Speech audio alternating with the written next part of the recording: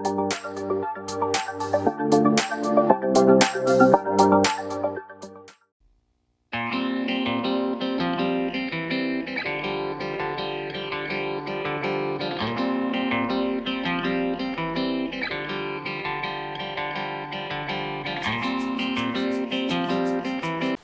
Lord. पुन्हा एकदा सर्वांचं मनपूर्वक स्वागत. पास्टर मनोज तेलोरे मिनिस्ट्रीज या यूट्यूब चॅनलमध्ये. आपण या चॅनलला लाईक करूयात, आपण या चॅनलला अधिकाधिक लोकांपर्यंत आपण ते पाठवूयात, आपण त्या चॅनलला सबस्क्राईब करूयात आणि परमेश्वराचं वचन जास्तीत जास्त लोकांपर्यंत पोचण्यासाठी आपण त्या ठिकाणामध्ये प्रयत्न करूयात.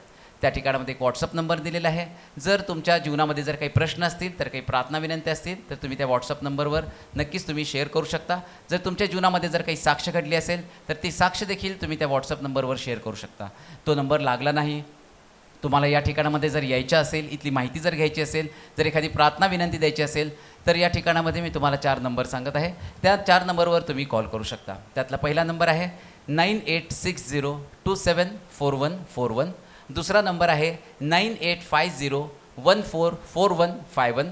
तिसरा नंबर आहे 9730319999 आणि चौथा नंबर आहे 9922882179. परमेश्वर अद्भुतरित्या कार्य करत आहे. एका बहिणीच्या मणक्यामध्ये गॅप पडला होता आणि त्या बहिणीला चालता देखील येत नव्हतं आणि अशा परिस्थितीमध्ये त्या बहिणींनी पास्टरांना फोन केला आणि सर्व परिस्थिती सांगितली. पास्टरांनी त्या बहिणीसाठी प्रार्थना केली आणि अद्भुतरित्या त्या बहिणीला तिच्या विश्वासाप्रमाणे त्या ठिकाणामध्ये फळ मिळालं. पूर्ण आरोग्य तिला मिळालं आणि आता ती व्यवस्थित चालू शकते. म्हणून आपण सर्व गौरव परमेश्वराला देणार आहोत.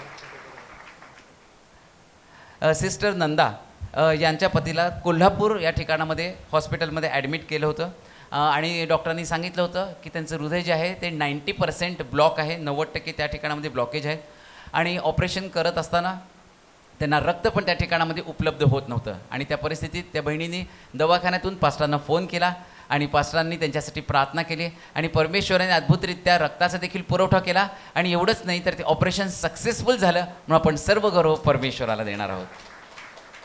आपल्या चर्चमधीलच आपण फोटोवाले मावशी म्हणून त्यांना ओळखतो. त्यांची नात ब्रदर जगदीश यांची मुलगी जान्हवी, ही जे ॲडमिशनचा बराच प्रॉब्लेम होता आणि 12वी झाल्यानंतर ज्या कॉलेजमध्ये तिला ॲडमिशन घ्यायचं होतं, तर त्या ठिकाणामध्ये त्यांनी 3 लाख रुपये पैसे भरण्यासाठी सांगितले होते. आणि त्यांनी पहिल्यांदा पास्टरांकडून या ठिकाणामध्ये प्रार्थना करून घेतली आणि मग दुसऱ्या वेळेस त्यांना सांगितलं की तुम्ही 2 लाख तरी कमीत कमी भरा. आणि मग त्यांना कळेल आता एवढे पैसे आणायचे कुठून. ज्यावेळेस ते त्या ठिकाणामध्ये गेले, ॲडमिशनची प्रोसेस करायच्या आधी त्या कॉलेजमध्ये असताना तिथून त्यांनी पास्टरांना फोन लावला आणि पास्टरांनी जान्हवीच्या ॲडमिशनसाठी प्रार्थना केली आणि परमेश्वरांनी महान आणि अद्भुत कार्य त्या ठिकाणामध्ये केलं. ज्या ठिकाणामध्ये ते 3 लाख मागत होते, 2 लाख मागत होते, त्या ठिकाणामध्ये फक्त 500 रुपयेमध्ये तिचं पूर्ण ॲडमिशन झालं. म्हणून आपण सर्व गौरव परमेश्वराला देणार आहोत. आज आपल्यामध्ये सिस्टर द्वारका गडकरी जालना या ठिकाणातून आलेले आहेत. ते यावेळेस पुढे येतील. सर्वांना सलाम. माझी साक्ष अशी आहे, आम्ही जालन्यावरून आलो. परमेश्वरांनी तुमच्या या मंदिरामध्ये आम्हाला इथपर्यंत सुखरूप आणलं म्हणून त्याला कोटी कोटी धन्यवाद. तसेच माझ्या मुलाला 8 वर्ष झालते. 8 वर्षापासून आम्ही पुष्कळ प्रयत्न केले, दवाखाने गेले, पण माझ्या मुलाला काही लेकरू बाळ झालं नाही. मला एकुलता एक मुलगा होता, त्याला मुलं नाही, मी नाराज असायचे. परंतु पास्टरची प्रार्थना 2023मध्ये औरंगाबादमध्ये झाली. तिथं मी पहिला नंबर लावला. पहिला नंबर लावून मला तिथं अटॅक आला. दुर्दैवाने देवाने मला ती प्रार्थना अटेंड करू दिली नाही. परंतु पास्टरनी माझ्यासाठी प्रेयर केली, सगळ्या लोकांनी माझ्यासाठी धावा केला. परमेश्वराने तो ऐकला आणि तो धावा ऐकून आज 8 महिने येशू ख्रिस्तानी माझ्या मुलाला आणि त्याच्या पत्नीला सुंदरसं बाळ दिलं आहे. धन्यवाद. 8 महिने लागले त्याला. किती वर्ष? इजाकाला 60 वर्ष लागले, पण माझ्या मुलाला फक्त 8च महिन्यामध्ये फळ दिलं. त्या कोटी कोटी त्या प्रभू परमेश्वराला धन्यवाद बाप्पा. अद्भुत कार्य करणारा परमेश्वर आज वचनाच्या द्वारे देखील आपल्याशी बोलत असताना आपण जोरदार टाळ्यांनी स्वागत करूयात पास्टर मनोज तेलोरे यांचं. अद्भुत काम परमेश्वर या दिवसामध्ये करत आहे. मोठ्या मोठ्या साक्षी ज्या ठिकाणामध्ये मी जातो, पुष्कळ लोक येऊन भेटतात आणि सांगतात प्रभूनं कशा पद्धतीने त्यांच्या जीवनामध्ये काम केलं. मागच्या आठवड्यामध्ये औरंगाबादमध्ये गेल्यावरती एक सिस्टर त्या ठिकाणात आल्या आणि ते म्हटले की मला प्रार्थनेसाठी बरीच गर्दी होती, परंतु ते म्हटले की मला साक्ष सांगायची की प्रभूनं कशा पद्धतीने काम केलं आणि ते मला तुम्हाला सांगायचं. म्हटलं थोडंसं वाट पहा, या लोकांसाठी प्रार्थना करतो आणि मग तुमचं सर्व काही मी ऐकतो. आणि मग प्रार्थना झाल्या आणि त्यांनी सांगितलं औरंगाबादमध्ये सभा होती, त्या सभेमध्ये पुष्कळ गर्दी होती आणि मला तुम्हाला भेटायचं होतं, परंतु मला भेटता आलं नाही. तशीच मी प्रयत्न केला, मग बायबल स्टडीला आले आणि अशी मनामध्ये प्रार्थना केली की माझ्या मुलाला 6 वर्ष लेकरू नव्हतं, 6 वर्ष झालं मूलबाळ नाही. मी अशी प्रार्थना केली देवाजवळ, देवा रक्तस्रावी स्त्रीनं वस्त्राच्या गोंड्याला स्पर्श करून तिचा रक्तस्राव बरा झाला.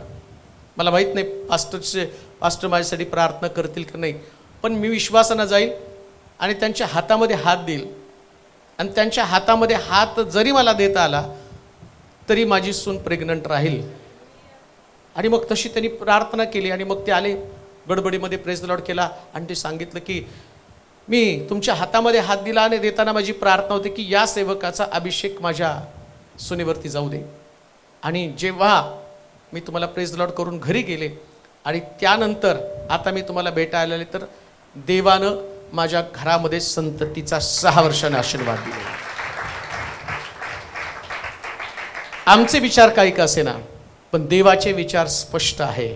त्याला चमत्कार करायचा आहे लोकांच्या जीवनामध्ये आणि चमत्कारासाठी तो माध्यम म्हणून ज्याही पद्धतीने लोकांचा विश्वास असेल त्या विश्वासानं काम कर. आता ही गोष्ट ऐकून मी तर आश्चर्यचकित झालो की देव अशाही पद्धतीने काम करते. आणखीन एक व्यक्ती भेटली म्हणजे त्याने मला कॉल केला, फार चांगल्या पद्धतीचा व्यक्ती, त्याच्या बोलण्यावरून कळलं. म्हटलं की कोरोनाच्या काळामध्ये आमची आई घरामध्ये एकटी होती, मी दुसरीकडे सर्व्हिसला, आणि अशा परिस्थितीमध्ये त्या काळात यूट्यूबचा संदेश आमच्या घरामध्ये आला आणि माझ्या आईचं एकाकीपण 3 वर्षामध्ये जर कोणी घालवलं असेल तर तुमच्या यूट्यूबच्या संदेशानं. आज माझी आई माझ्याकडं नाही, मी तिला कंपनी देऊ शकलो नाही, पण त्या व्यक्तीने म्हटलं की मी तुमचे आभार मानतो, धन्यवाद देतो की तुमच्या संदेशानं 3 वर्ष माझी आई जगली. देव त्याचं वचन पाठवून लोकांना जिवंत ठेवत आहे. ही वचनाची ताकद आहे आणि हे वचन एका विशिष्ट ठिकाणापर्यंत जात नाही, ते जगाच्या कानाकोपऱ्यामध्ये चाललेलं आहे. ही वचनाची ताकद आहे प्रियानो. अजून एक परिवार मला त्या ठिकाणामध्ये एक मीटिंगमध्ये ती एक बाई तिच्या मुलीला घेऊन आली. पाळक साहेब, माझी मुलगी शिक्षण घेऊन फार इच्छा होती की तिला सरकारी नोकरी लागावी. पुष्कळ प्रयत्न केले पण सरकारी नोकरी लागत नव्हती. परंतु त्या दिवशी तुमचा तो संदेश ऐकला की सरकारचा GR सुद्धा देव बदलतो आणि सगळं काही करतो. आम्ही विश्वास ठेवला. यूट्यूबचा संदेश तुम्ही ऐकला, तुमचा ऐकला. माझी मुलगी विश्वासानं गेला, फॉर्म दिला, परीक्षा भरली, सगळं केलं आणि आज आम्ही तुमच्याकडे आलो की तुमच्या प्रार्थनेने तिला गव्हर्नमेंट जॉब लागलेला आहे. हजारो साक्षी, हजारो लोकांचं जीवन प्रभू नीट करण्याचं काम करत आहे. आमचं लक्ष आता फक्त देवाच्या वचनाकडे लागलं पाहिजे, बाकी दुसरं कोणतं नाही. आणि लवकरच आनंदाची गोष्ट, जे मुंबईमधनं जर कोणी आलं असेल, 2 ऑक्टोबरला मुंबईमध्ये मोठी मीटिंग असणार आहे, तर तिथं लोकांना कळू द्या. 2 ऑक्टोबरला मुंबईमध्ये फार मोठ्या प्रमाणामध्ये मीटिंग असणार आहे, तर त्या ठिकाणामध्ये सुद्धा देवाचं काम मोठ्या प्रमाणात घडणार आहे.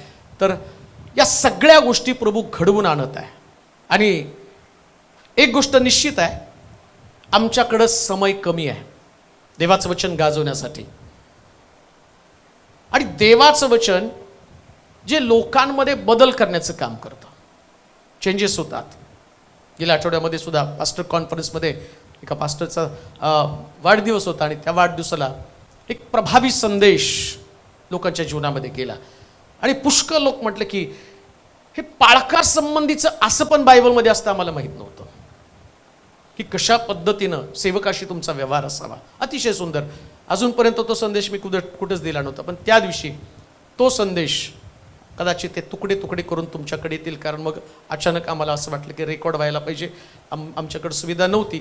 मग थोडंसं माझ्या मोबाईलमध्ये, थोडंसं निलूच्या मोबाईलमध्ये आणि थोडंसं एका कॅमेऱ्यामध्ये असं रेकॉर्ड करून जेवढं होईल तेवढं आपण, कारण मंडळांमध्ये ती फार मोठी गरज आहे. आज मंडळांमध्ये जर देवाचं वचन सांगणारा पाळक, या पाळकासंबंधीच्या भावना लोकांना माहीतच नसतील आणि त्याच्यामध्ये देवाचा हेतू काय हे समजलंच नसेल तर मंडळी कधीच पुढे जाणार नाही, कधीच नाही पुढे जाऊ शकत. आणि म्हणून पहिल्यांदा मला असं वाटतं की मी पहिल्यांदा असा संदेश दिला की जो एका पाळका संबंधानं देवाचं मत होतं, पास्टर संबंधानं, सेवका संबंधानं. अतिशय चांगला संदेश. मला माहीत नाही, शेवटी सुटल्यावरती निलू म्हटलं की नाही, हे परत अजून कुठंतरी घ्यायला पाहिजे, कारण हा संदेश सगळ्यात वेगळा संदेश आहे. मी म्हटलं पाहू, जर प्रभूनं परत ती योजना आणली तर अजून कुठल्या तरी मीटिंगमध्ये आपण ते देऊ. पण एक गोष्ट निश्चित आहे, देव नवीन नवीन प्रगटीकरण वचनाचं देत आहे आणि ती फार गरज आहे. जर वचन सांगितलं लोकांमध्ये तर लोकांमध्ये बदल होणार आहे. आणि लक्षात ठेवा, वचन ऐकून मी बदललो नाही ना तर ते माझं नुकसान आहे. लक्षात ठेवा, माझं नुकसान आहे. जे आशीर्वाद माझ्या जीवनामध्ये मला यायला पाहिजे ते वचनच आणणार आहे. तुझं वचन माझ्यामध्ये आणि मी तुमच्यामध्ये. जर येशू आमच्यामध्ये आहे तर त्याचं वचन आमच्यामध्ये. आणि हे वचन आम्हाला आतमधनं चेंज करतं. जेव्हा तुम्ही आत चेंज होता ना, त्याच देव बाहेरची परिस्थिती बदलतो. बऱ्याच वेळा मला असं वाटतं की बाहेरची परिस्थिती कशी काय बदलणार आहे, कोण प्रार्थना करणार आहे, कोणता सेवक येईल, कोणत्या सेवकाकडनं मी प्रार्थना करून घेईल, कोणत्या सेवकाकडनं नाही. देव या दिवसामध्ये वचनाच्या द्वारे लोकांच्या जीवनामध्ये क्रांती करत आहे.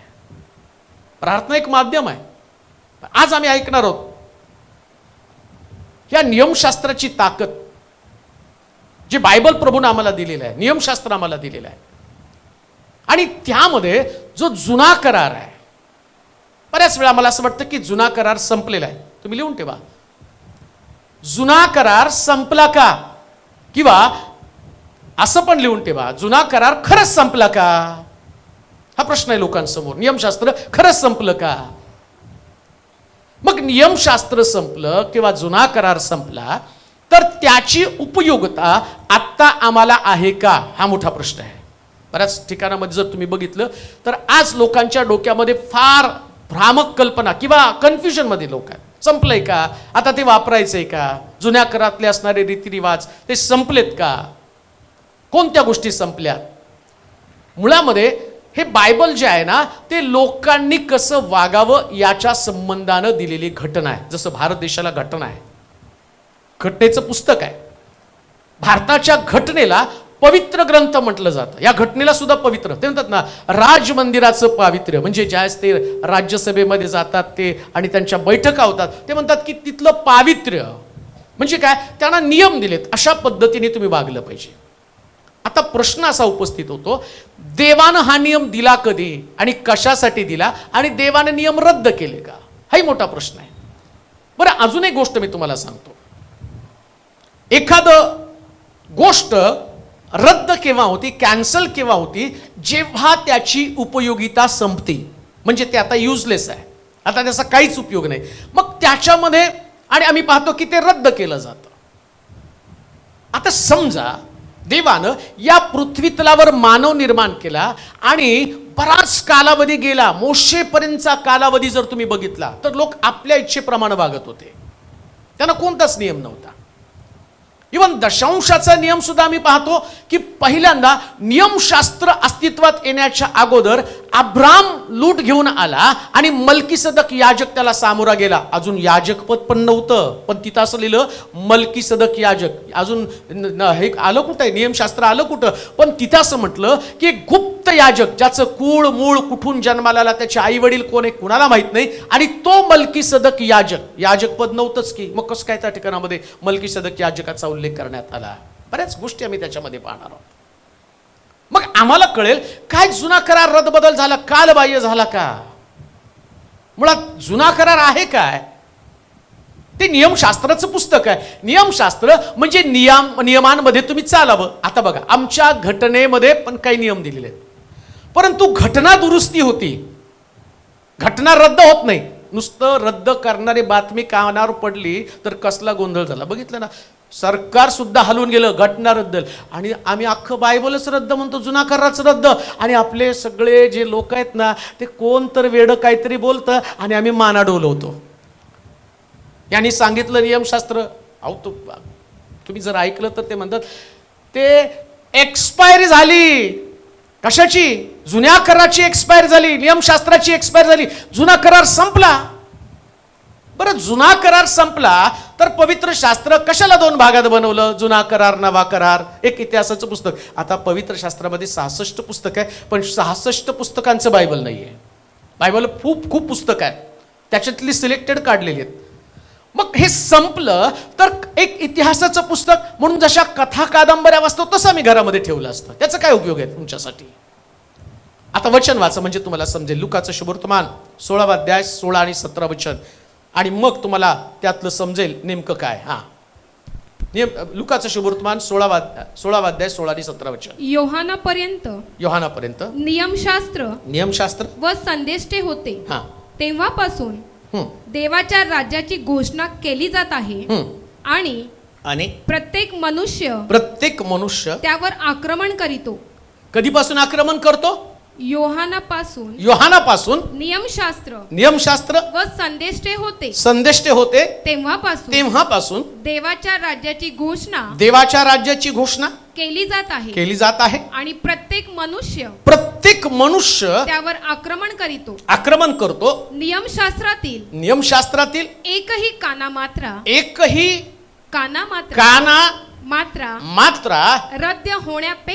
रद्द होण्यापेक्षा आकाश आणि पृथ्वी नाहीशी होणं सोपे आहे. काय सोपं आहे? आकाश व पृथ्वी. आता हे कोण बोलले हो? कोण बोललंय? येशू. हे कोण बोलतंय? संभाषण कोण करतंय लुकाच्या शुभवर्तमानामध्ये? येशू नव्या करारातला प्रमुख. येशू आला, नियमशास्त्र तो आल्यानंतर त्याने पहिली गोष्ट काय सांगितली? हे काय आत्ता नाही आक्रमण जे आत्ता लोकांच्या डोक्यामध्ये येत आहे. आत्ता जी लोकांच्या एक्सपायर झालं, जुना करार संपला, जुना करार आता टाकून द्या. कोणी अहो काही एवढे महाबहादर आहेत ते म्हणतात पायाखाली तोडवा आता त्याला. एवढं डेअरिंग करतायत. ऐकलंय मी स्वतः ते. आणि मला मोठा प्रश्न निर्माण होतो, हे ऐकणारे लोक त्या व्यक्तीचं संदेश पण फॉरवर्ड करत राहतात. जिथं स्वतः येशू ख्रिस्त म्हणतो यातला काना मात्रा अख्खी तुम्ही तर 39 पुस्तकं म्हणता रद्दबदल झाली, 39 पुस्तकं म्हणता संपली. आणि इथं तो म्हणला काना मात्रा. आणि ही गोष्ट जे ती आत्ता नाही आहे.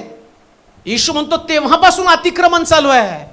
त्या लोकांनी बायबलवरती अतिक्रमण केलं किंवा आक्रमण केलं. नियमशास्त्र आणि संदेष्टाचे ग्रंथ रद्द करण्यासाठी ती तेव्हापासूनची चळवळ आहे आणि आता पण ती चळवळ आहे. लक्षात घ्या, सैतान कोणातरी व्यक्तीला, वाचा ते वचन परत म्हणजे अजून थोडंसं आम्हाला समजेल. योहानापर्यंत नियमशास्त्र व संदेष्टे होते तेव्हापासून देवाच्या राज्याची घोषणा केली जात आहे आणि प्रत्येक मनुष्य कोण हो? आणि प्रत्येक मनुष्य कोण प्रत्येक मनुष्य म्हणजे तुम्ही जर तेव्हा येशू बोलताना त्याच्या गोष्टीकडे लक्ष दिलं तर तो म्हणतो असे ठराविकच लोक नाहीये. प्रत्येक माणूस त्याच्यावरती अतिक्रमण करत आहे किंवा आक्रमण करत आहे. म्हणजे काय? मला जसं बायबल लागल तसं वापरणार ना मी. बायबल जसं मला पाहिजे तसं फिरवणार मी. तुम्हाला बायबल मधलं हे नियम पाळायचं म्हटला, मला तो पाळायचा नाही. मला पाळायचं नाही म्हणजे मग मी काय करणार? जसं मला लागतं तसं बायबल फिरवणार, आक्रमण करणार. हे पाळ येशूच्या शिष्याने नाही केलं का? एवढं मोठं कठीण बायबल कोण पाळू शकणार? हे नियम त्याच्या शिष्याने पण आक्रमण केलं. ते पण म्हटले पाळणं फार कठीण आहे. आणि येशूनं दाखवलं हे पाळणं किती सोपं आहे. त्या तो आला आणि तुमच्या आणि माझ्यासारखं सामान्य जीवन तो जगला आणि जगून दाखवलं बायबल पाळणं सोपं आहे. कशासाठी तो आला होता? माणसं म्हणत होती ना हे नियमशास्त्र पाळणं आमच्यासाठी कठीण आहे. मग तो माणूस म्हणून जन्माला आला, त्याला पण भावना, त्याला पण वासना, त्याला पण भूक, त्याला पण राग, त्याला पण रडणं, सगळ्या गोष्टी त्याच्याकडे होत्या. आणि एवढं करून सुद्धा त्यांनी बायबल पाळून दाखवलं ना. आणि काय दाखवलं? आता कसं म्हणू शकता तुम्ही हे नियम पाळणं फार कठीण आहे? तो म्हटलं नाही, मी पाळून दाखवलंय. तुम्ही म्हटलं असतं की देव आहे, देवाला ते लिहायला काय होतं आणि आम्हाला पाळणं किती कठीण जातं. मग तो म्हटलं मी माझ्या पुत्राला पाठवतो, तो पण मरियेच्या पोटी जन्माला येईल आणि तो दाखल तुम्हाला पाळून. आणि त्यांनी पाळून दाखवलं. आता करा बरं आक्रमण तुम्ही. कसं म्हणू शकता की मुळामध्ये येशू स्वतः म्हटला याच्यातला काना मात्र पण रद्दबदल होणार नाही. तुम्हाला आवडत नाही म्हणून थोडी नियमशास्त्र तुम्ही हे कॅन्सल झालं ते कॅन्सल झालं, या गोष्टी आणि अशा नाहीत त्या गोष्टी तशा नाहीत. एक गोष्ट ध्यानात ठेवा, देवाचं वचन आहे, देवाचं वचन तुम्हाला आहे तसं पाळावं लागणार आहे. त्याच्यामध्ये तुम्ही स्वतःला कुठं सेफच करू शकणार नाही. नाही मला माझ्याशी ते बोलत नाही, हे जुन्या करातलं आहे, आता नव्या करामध्ये कुठं आहे, नव्या करामध्ये कुठं. हा, येशू ख्रिस्तानं जिथं जिथं करेक्शन म्हणजे घटनेमध्ये दुरुस्ती करण्यासाठी जिथं जिथं आवश्यकता आहे तिथं केली. कोणती घटना त्यांनी दुरुस्त केली बघा, शास्त्रामध्ये सांगितलं. तो व्यभिचाराच्या पातका संबंधानं सांगितलं आणि तो म्हटला की व्यभिचार कोणता, दुसऱ्याच्या स्त्रीला जर तुम्ही आपली स्त्री म्हणून ठेवलं तर तुम्ही व्यभिचार केला. आता येशू ख्रिस्त त्याच्यामध्ये घटनेची दुरुस्ती करताना काय म्हणतो, एखाद्या स्त्री संबंधानं तुझ्या डोक्यामध्ये जर वाईट विचार आले, कामवासना जागी झाली, त्यांनी घटनेची दुरुस्ती केली. आधी काय वाटत होतं माहिती का, दुसऱ्याची बायको मी करून घेऊ शकतो हे त्या ठिकाणामध्ये वाटत होतं. आता म्हणतो तसं नाही.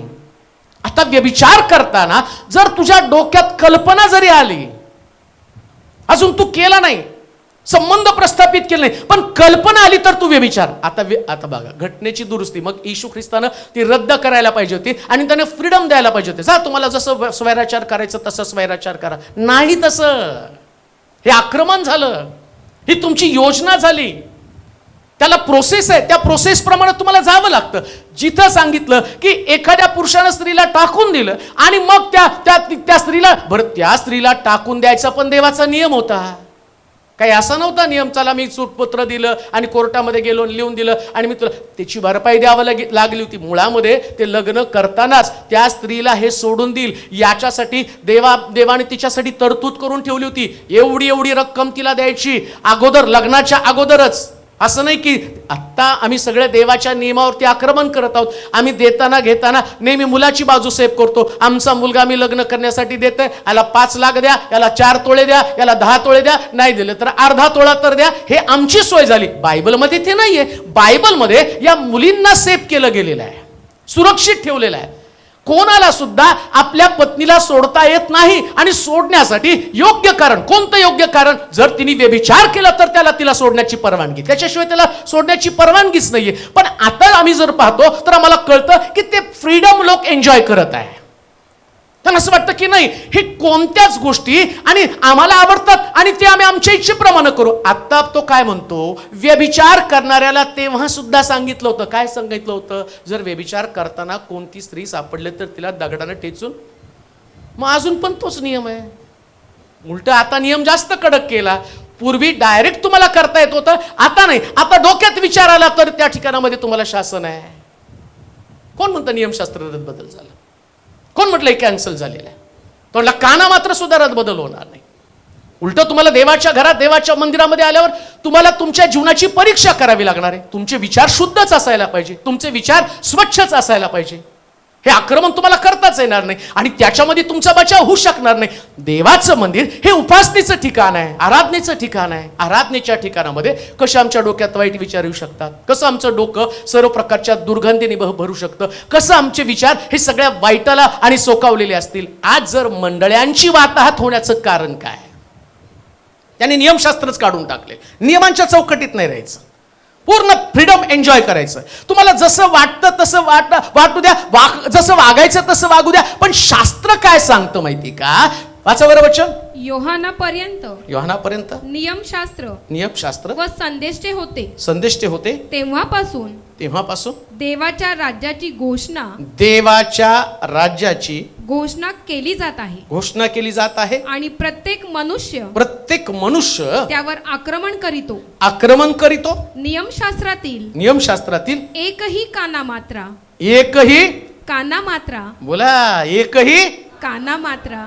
एक काना नाही, मात्रा नाही.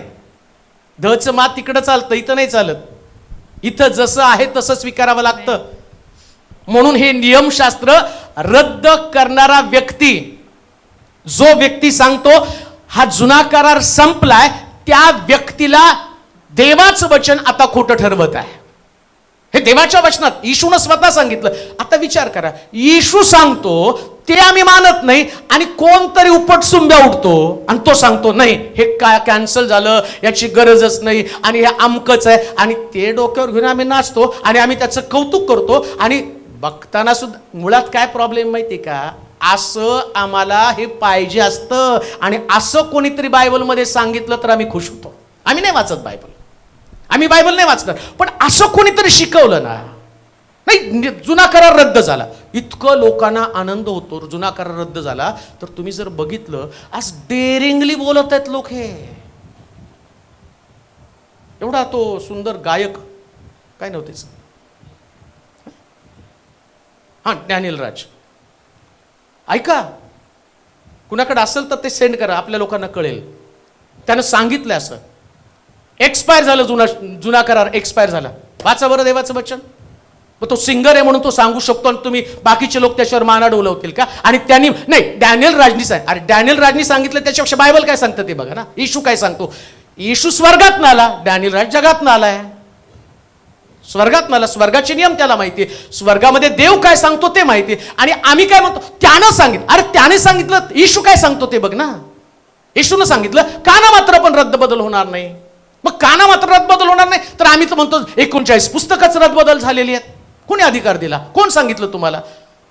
काय देवानं त्याचं मत मानवाला जगण्यासाठी दिलंय. पृथ्वी तलावर तुम्ही कसं राहावं, मानवाशी तुमचा व्यवहार कसा असावा, तुम्ही लोकांच्या संपर्कामध्ये जाणार आहे, तुमच्या शेजारी कोण आहे. आता काय जर तुम्ही 10 आज्ञेमध्ये बघितलं तर काय त्याच्यामध्ये सांगितलं, दुसऱ्याचा बैल, दुसऱ्याची शेती आणि दुसऱ्याची पत्नी या कोणाची सुद्धा अभिलाषा धरू नको. म्हणजे सगळा व्यवहार तुमचा कसा असावा याच्या संबंधीचं पुस्तक आहे. मग आता देव म्हणाल नाही आता तुम्ही ऍडव्हान्स झालाय, आता तुम्हाला काय तुमची पण पत्नी असू द्या आणि शेजारची पण पत्नी असू द्या, तुम्ही ती पण पत्नी ठेवा, ही पण पत्नी ठेवा. तुम्हाला वाटतं चाललंय हे, आणि लोक त्याला मान्यता देत आहेत, लोक ते ऍक्सेप्ट करत आहेत, लोक ते सत्य स्वीकारत आहेत. का तर लोकांना दुर्व्यवहार करायचा, लोकांना व्यभिचार करायचा, त्याच्यामुळं त्यांच्या डोक्यात कल्पना याच आहेत. आणि असं जर कोणी बायबलमधनं सांगितलं तर लोक त्याला डोक्यावर घेतात. आता येशू काय म्हणतो, काना मात्र सुद्धा नियमशास्त्रातील हा एकही काना मात्रा रद्द होण्यापेक्षा आकाश व पृथ्वी किती सोपं आहे बघा. आकाश पृथ्वी नष्ट होणं सोपं आहे, पण नियमशास्त्रातला काना मात्रा रद्द होण्यापेक्षा आकाश व पृथ्वी नाहीशी होणं सोपे आहे. कोण म्हणतंय नियमशास्त्र रद्द झालं? काय सोपं आहे? देवाला जग नष्ट करणं सोपं आहे, पण नियम नष्ट करणं देवाला कठीण आहे. ऐका, जाग व्हा. देवाचे नियम देवानं स्वतः त्या मोशेला 40 दिवस 40 रात्र पाठांतर करून घेतलं त्याच्याकडनं. हे 40 दिवसात त्यांनी फक्त 10 आज्ञा नाही दिल्या, 5 पुस्तकं दिली त्याला. अगदी उत्पत्तीपासून तर ते अनुवाद, निर्गम, लेवी, गणना, ही सगळी 5च्या 5 पुस्तकं त्याला. सगळी सृष्टी कशी रचली, लोकांनी कसा व्यवहार करावा, याजक कसा असावा, लेवी कसा असावा, त्यानंतर अर्पणाचे नियम काय आहेत, मंदिरामध्ये कसं जावं, कशा पद्धतीचं शुद्ध जीवन जगावं, याजकानं कसं वागावं, त्यानं केस मोकळे सोडू नये, जाताना त्याने चोळणा घालावा, याजकाचे पाय आणि जाताना पाय घोळ झगा घालावा, त्याची नग्नता लोकांना दिसू नये, चोळणा घालावा, ज्या त्याच्या पायरीनी सुद्धा त्याची नग्नता आणि पाहता कामा नये. म्हणजे देव नग्नते संबंधानं आणि किती विचार करत आहे, देवाच्या मंदिरामध्ये आल्यावर आमची सुद्धा नग्नता दिसू नये, मंदिराच्या पायरीनं पाहू नये, अशा प्रकारचे कपडे आमच्याकडे असावेत. आम्ही ज्यास देवाच्या मंदिरामध्ये येतो त्यास आमच्याकडं जे कपड्याचा पेहराव आहे तो पेहराव सुद्धा प्रभूने सांगितलेले पायरीनं बघायचं नाही, लोकांनी बघणं तर बाजूलाच, पायरीने सुद्धा बघायचं नाही म्हणून सांगितलेलं आहे. पण देवाच्या मंदिरामध्ये येताना ना तुम्हाला अंगभर कपडे घालूनच यावं लागतात, हा देवाचा नियम आहे. आणि देव नाही बदलणार, तो नाही म्हणणार नाही तुम्ही ॲडव्हान्स झाला, आता तुम्हाला चर्चमध्ये कसं जायचं तसं जा, तुम्हाला पूर्ण फ्रीडम आहे, बाहेर तुम्ही फ्रीडम आहे, चर्चमध्ये नाही. चर्चमध्ये तुम्हाला देवाच्या नियमाप्रमाणे चालावं. मग ते तुम्हाला मग त्या फॉरेनमध्ये जॉईस मेयर अमके तमक्या या तुम्ही काही जजमेंट करणार नाही, तो देवाचा प्रश्न आहे. त्यांनी काय केलं, त्यांनी कसे कपडे घातले, तो प्रश्नच नाही. आणि आपण कोण तिचा न्याय करणार ना? समजा ते घालत आहेत, याचा अर्थ तुम्हाला थोडी घालू देणार आहे देव. तुम्हाला देवाचा नियम माहिती आहे ना. तुम्हाला तिने केस कापले, बरं तिने कापले, मग तुम्ही पण कापता. आता तिने केस कापले, बरं तिने केस कापले तर ती 5-5 लाख लोकांना वचन सांगते, तुम्ही 5 लोकांना वचन सांगत नाही. आता ज्यावेळेस देव तिच्याविषयीचा विचार कर, तुम्हाला जॉईस मेयर व्हावं लागेल ना पहिले. मग तुम्ही केस कापा आणि तो स्कर्ट घाला, जॉईस मेयर व्हा आधी. जॉईस मेयर सारखं थोडं पण नाही, पण तिचं सगळं आमचं नाही करत. ती जसं नाही, त्यांनी केलं, तू जॉईस मेयर हो, केस काप, नाही तर अजून लांब सोड. तुम्हाला कोणी विचारणार नाही. जॉईस मेरच्या जवळपास पण आम्ही फिरायचं नाही. आणि ते का, हे का, अमकं का, तमकं का. अहो पहिले वजन तर भरू द्या ना, तिच्या इतकं वजन तर भरू द्या तुमचं. कोणती गोष्ट करताना त्या व्यक्तीला जर तुम्ही कॉपी करत आहात, तुम्ही म्हणता नाही त्या व्यक्तीने केलं मी केलं, त्या व्यक्तीसारखी सेवा करा ना, जॉईस मेर सारखी. तिची सेवेच्या बाबतीत तर क का ख माहित नाही, बायबल पण माहित नाही, आमच्याकडे बायबल बी नाही, पण आम्ही बोलताना किती मोठ्या मोठ्या गोष्टी बोलतो. ह्याचं असं झालं, त्याचं तसं झालं. अहो खाली बसून एवढं बोलण्यापेक्षा वर जाऊन तशी सेवा करा, मग तुम्हाला तो अधिकार असणार आहे. हे नियमशास्त्र तुम्हाला सांगताय. काय सांगितलं याजका संबंधानं? ही गोष्ट सांगितली. अजून एक वचन वाचा मग, त्याचं शुभवर्तमान 5वा अध्याय 17 पासून 20 पर्यंतची वचनं. हा, नियमशास्त्र किंवा संदेष्टाचे ग्रंथ रद्द करावयास मी आलो आहे असे समजू नका. हा, मी रद्द करावयास नव्हे तर पूर्ण करावयास आलो आहे. काय करायसाठी आलो? पूर्ण करावयास. बरं कोण बोलतो हे? येशू. हा, पुढे. कारण मी तुम्हाला खचित सांगतो, मी तुम्हाला 100% सांगतो, आकाश व पृथ्वी. बघा येशू प्रत्येक वेळेस बोलला बरं का, त्याला माहितीये हे माणसाच्या डोक्यात भविष्यामध्ये येणार आहे. 2023-24 मध्ये तर ही लाट येणारच आहे आणि लोकांच्या डोक्यात ते येईल. मग त्यानं काय सांगितलं? मी तुम्हाला खचित सांगतो. काय सांगतो? आकाश व पृथ्वी ही नाहीशी होईपर्यंत सर्व काही पूर्ण झाल्याशिवाय नियमशास्त्रातील एकही काना किंवा मात्रा रद्द होणार नाही. कोण म्हटलं? येशू. म्हटलं का तो नियमशास्त्र? आता येशूनं सांगितलं पाहिजे काळजी करू नका, मी क्रुसावरती जाणार, सगळं पूर्ण करतो, आता तुम्हाला जुना करार पाळण्याची गरज नाही. मी तुम्हाला डिक्लेअर करतो आणि सांगतो, इथून पुढं पौल काय सांगतो, पेत्र काय सांगतो, थोमा काय सांगतो, हे काय सांगतं, हे पत्र तुम्हाला काय सांगेल ते तुम्ही ऐका. असं येशू बोलून ना कुठल्या सेवकाला ना कुठल्या असणाऱ्या वक्त्याला त्यानं मुभा दिली नाही. तो म्हणतो एक गोष्ट ध्यानात ठेवा, मी तुम्हाला खचित सांगतो, मी रद्द करायला नाही आलो. कोणीतरी रद्द केलं पाहिजे ना.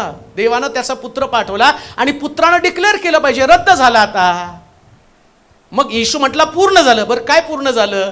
भविष्यवाण्या पूर्ण झाल्या, नियमशास्त्र नाही पूर्ण झालं. नियम अजून आहेतच. नियम कधी संपणार आहे? माणूस संपल्यावरती नियम संपणार आहे. देशाची घटना कधी संपणार आहे? अहो देशाची घटना बदलू शकत नाही. ज्या घटनेला बाबासाहेबांना लिहिलं, माणसानं लिहिलं बरं का, बाबासाहेबांसारख्या व्यक्तीनं लिहिलं, त्याला बदल करण्याची ताकद कोणामध्ये नाही. ही तर देवानं लिहिलेली घटना आहे. ही देवानं लिहिलेली घटना आहे. देवानं या घटने संबंधाने शिक्कामोर्तब केलं आणि म्हणून त्यानं म्हटलं हे संदेश शिक्कामोर्तब करून सील करून ठेव. काय त्याचा अर्थ आहे? सील म्हणजे मी आल्याशिवाय कोणीच रद्द करायचं नाही, कॅन्सल करण्याचा अधिकार कोणाला नाही. कोण कॅन्सल करू शकतं? तुमच्या डोक्यातली कल्पना तुम्हाला वाटतं म्हणून. बरं तुम्हाला वाटण्याचा अधिकार काय? तुम्ही स्वर्गात ना आला का? कोण स्वर्गात ना आलं? पृथ्वीवर सांगणारा माणूस. तो बसल्या बसल्या डोक्यात येतं, आधी नाचतेत आणि मग म्हणतात नाचायचं नाही. आधी अन्य भाषा बोलायची, मग म्हणायचं अन्य भाषाच नाही. म्हणजे तुम्ही आज अन्य भाषा, उद्या अन्य भाषा. आता परवा दिवशी म्हणाल फ्रेंच भाषा अन्य भाषा आहे, तुम्हाला जसं ज्ञान येईल तसं तुम्ही बोलणार. आज ही भाषा आहे, उद्या आणखीन काहीतरी तुमच्या डोक्यात येईल. अहो विचार करा, ज्या लोकांना देवाच्या आत्म्यानं एवढे वर्ष बायबल शिकवलं, त्या लोकांचं समर्पण होतं, त्या लोकांनी प्रार्थना केल्या, त्या लोकांनी एवढं सुंदर शिक्षण आपल्याकडं दिलं आणि त्या लोकांनी शिकवलेलं शिक्षण कोणतरी एक उठतं आणि ते म्हणतं की हे खोटं आहे, हे खरं आहे. आणि लोक इतके मूर्ख झालेत, इतके वेडे झालेत लोक की त्यांनी काय ऐकल त्या प्रकारची मतं घेऊन ते चालत आहे. आणि म्हणून येशू स्वतः म्हणतो, मला आश्चर्य वाटतं की येशू हे बोलताना त्याला किती पूर्वज्ञान होतं की पहा, जगाची परिस्थिती येणाऱ्या दिवसामध्ये अशा पद्धतीची होईल आणि लोकांच्या डोक्यात त्या कल्पना येतील. त्यावेळेस त्यांना हे समजलं पाहिजे की मी काना मात्रा सुद्धा रद्दबदल करणार नाही. मी पूर्ण केलं. काय पूर्ण केलं? अर्पणाचा नियम पूर्ण केला. अर्पणाचा नियम त्यानं पूर्ण केला. एक शुद्ध पवित्र अर्पण एकदाच केलं जावं याच्यासाठी तो म्हणतो इथून पुढे अर्पण नाही. हे त्यानं पूर्ण केलेलं आहे. ते बाकीच नाही त्यानं पूर्ण केलं. जे त्याच्या संबंधानं क्रुसिफिकेशन संबंधानं बोललं गेलं. यशाच्या ग्रंथामध्ये सांगितलं, सगळ्याला निर्दोष ठरण्यासाठी एक दोषहीन कोकरा अर्पण केला जावा. एक त्या देशाचा अधर्म, अभिपातो जकर्याच्या पुस्तकामध्ये सांगितलं की त्या देशाचा अधर्म एका दिवसात मी दूर करेल. तो अधर्म दूर करण्याचं काम त्यानं पूर्ण केलं. त्यानं नियमशास्त्र रद्दबदल नाही केलं. जुना करार नाही त्यांनी कॅन्सल केला. कोण सांगितलं जुना करार कॅन्सल केलेला आहे? आणि तिथं अजून एक वचन वाचा, मत्ते 7:12. याकरिता लोकांनी जसे तुमच्याशी वागावे, जसं तुमच्याशी वागावं म्हणून तुमची इच्छा आहे तसे तुम्ही त्यांच्याशी वागा. हा, कारण नियमशास्त्र व संदेष्ट ग्रंथ हेच होत. काय सांगितलं नियमशास्त्रामध्ये? पाहतात काय म्हटलं तो? मी तुम्हाला सुरुवातीला सांगितलं, नियमशास्त्र मानवी व्यवहार आहे. काय नियमशास्त्र? मानवी व्यवहार. आता इथं येशूनं पुन्हा एकदा त्याची चुणूक दाखवली. तो काय म्हटला? लोकांनी तुमच्याशी कसं वागावं तसं तुम्ही त्यांच्याशी वागा. आणि हे कुणी सांगितलं? काय लिहिले? वाचा बरं तिथं परत एकदा. याकरिता लोकांनी जसे तुमच्याशी वागावं म्हणून तुमची इच्छा आहे तसे तुम्ही त्यांच्याशी वागा.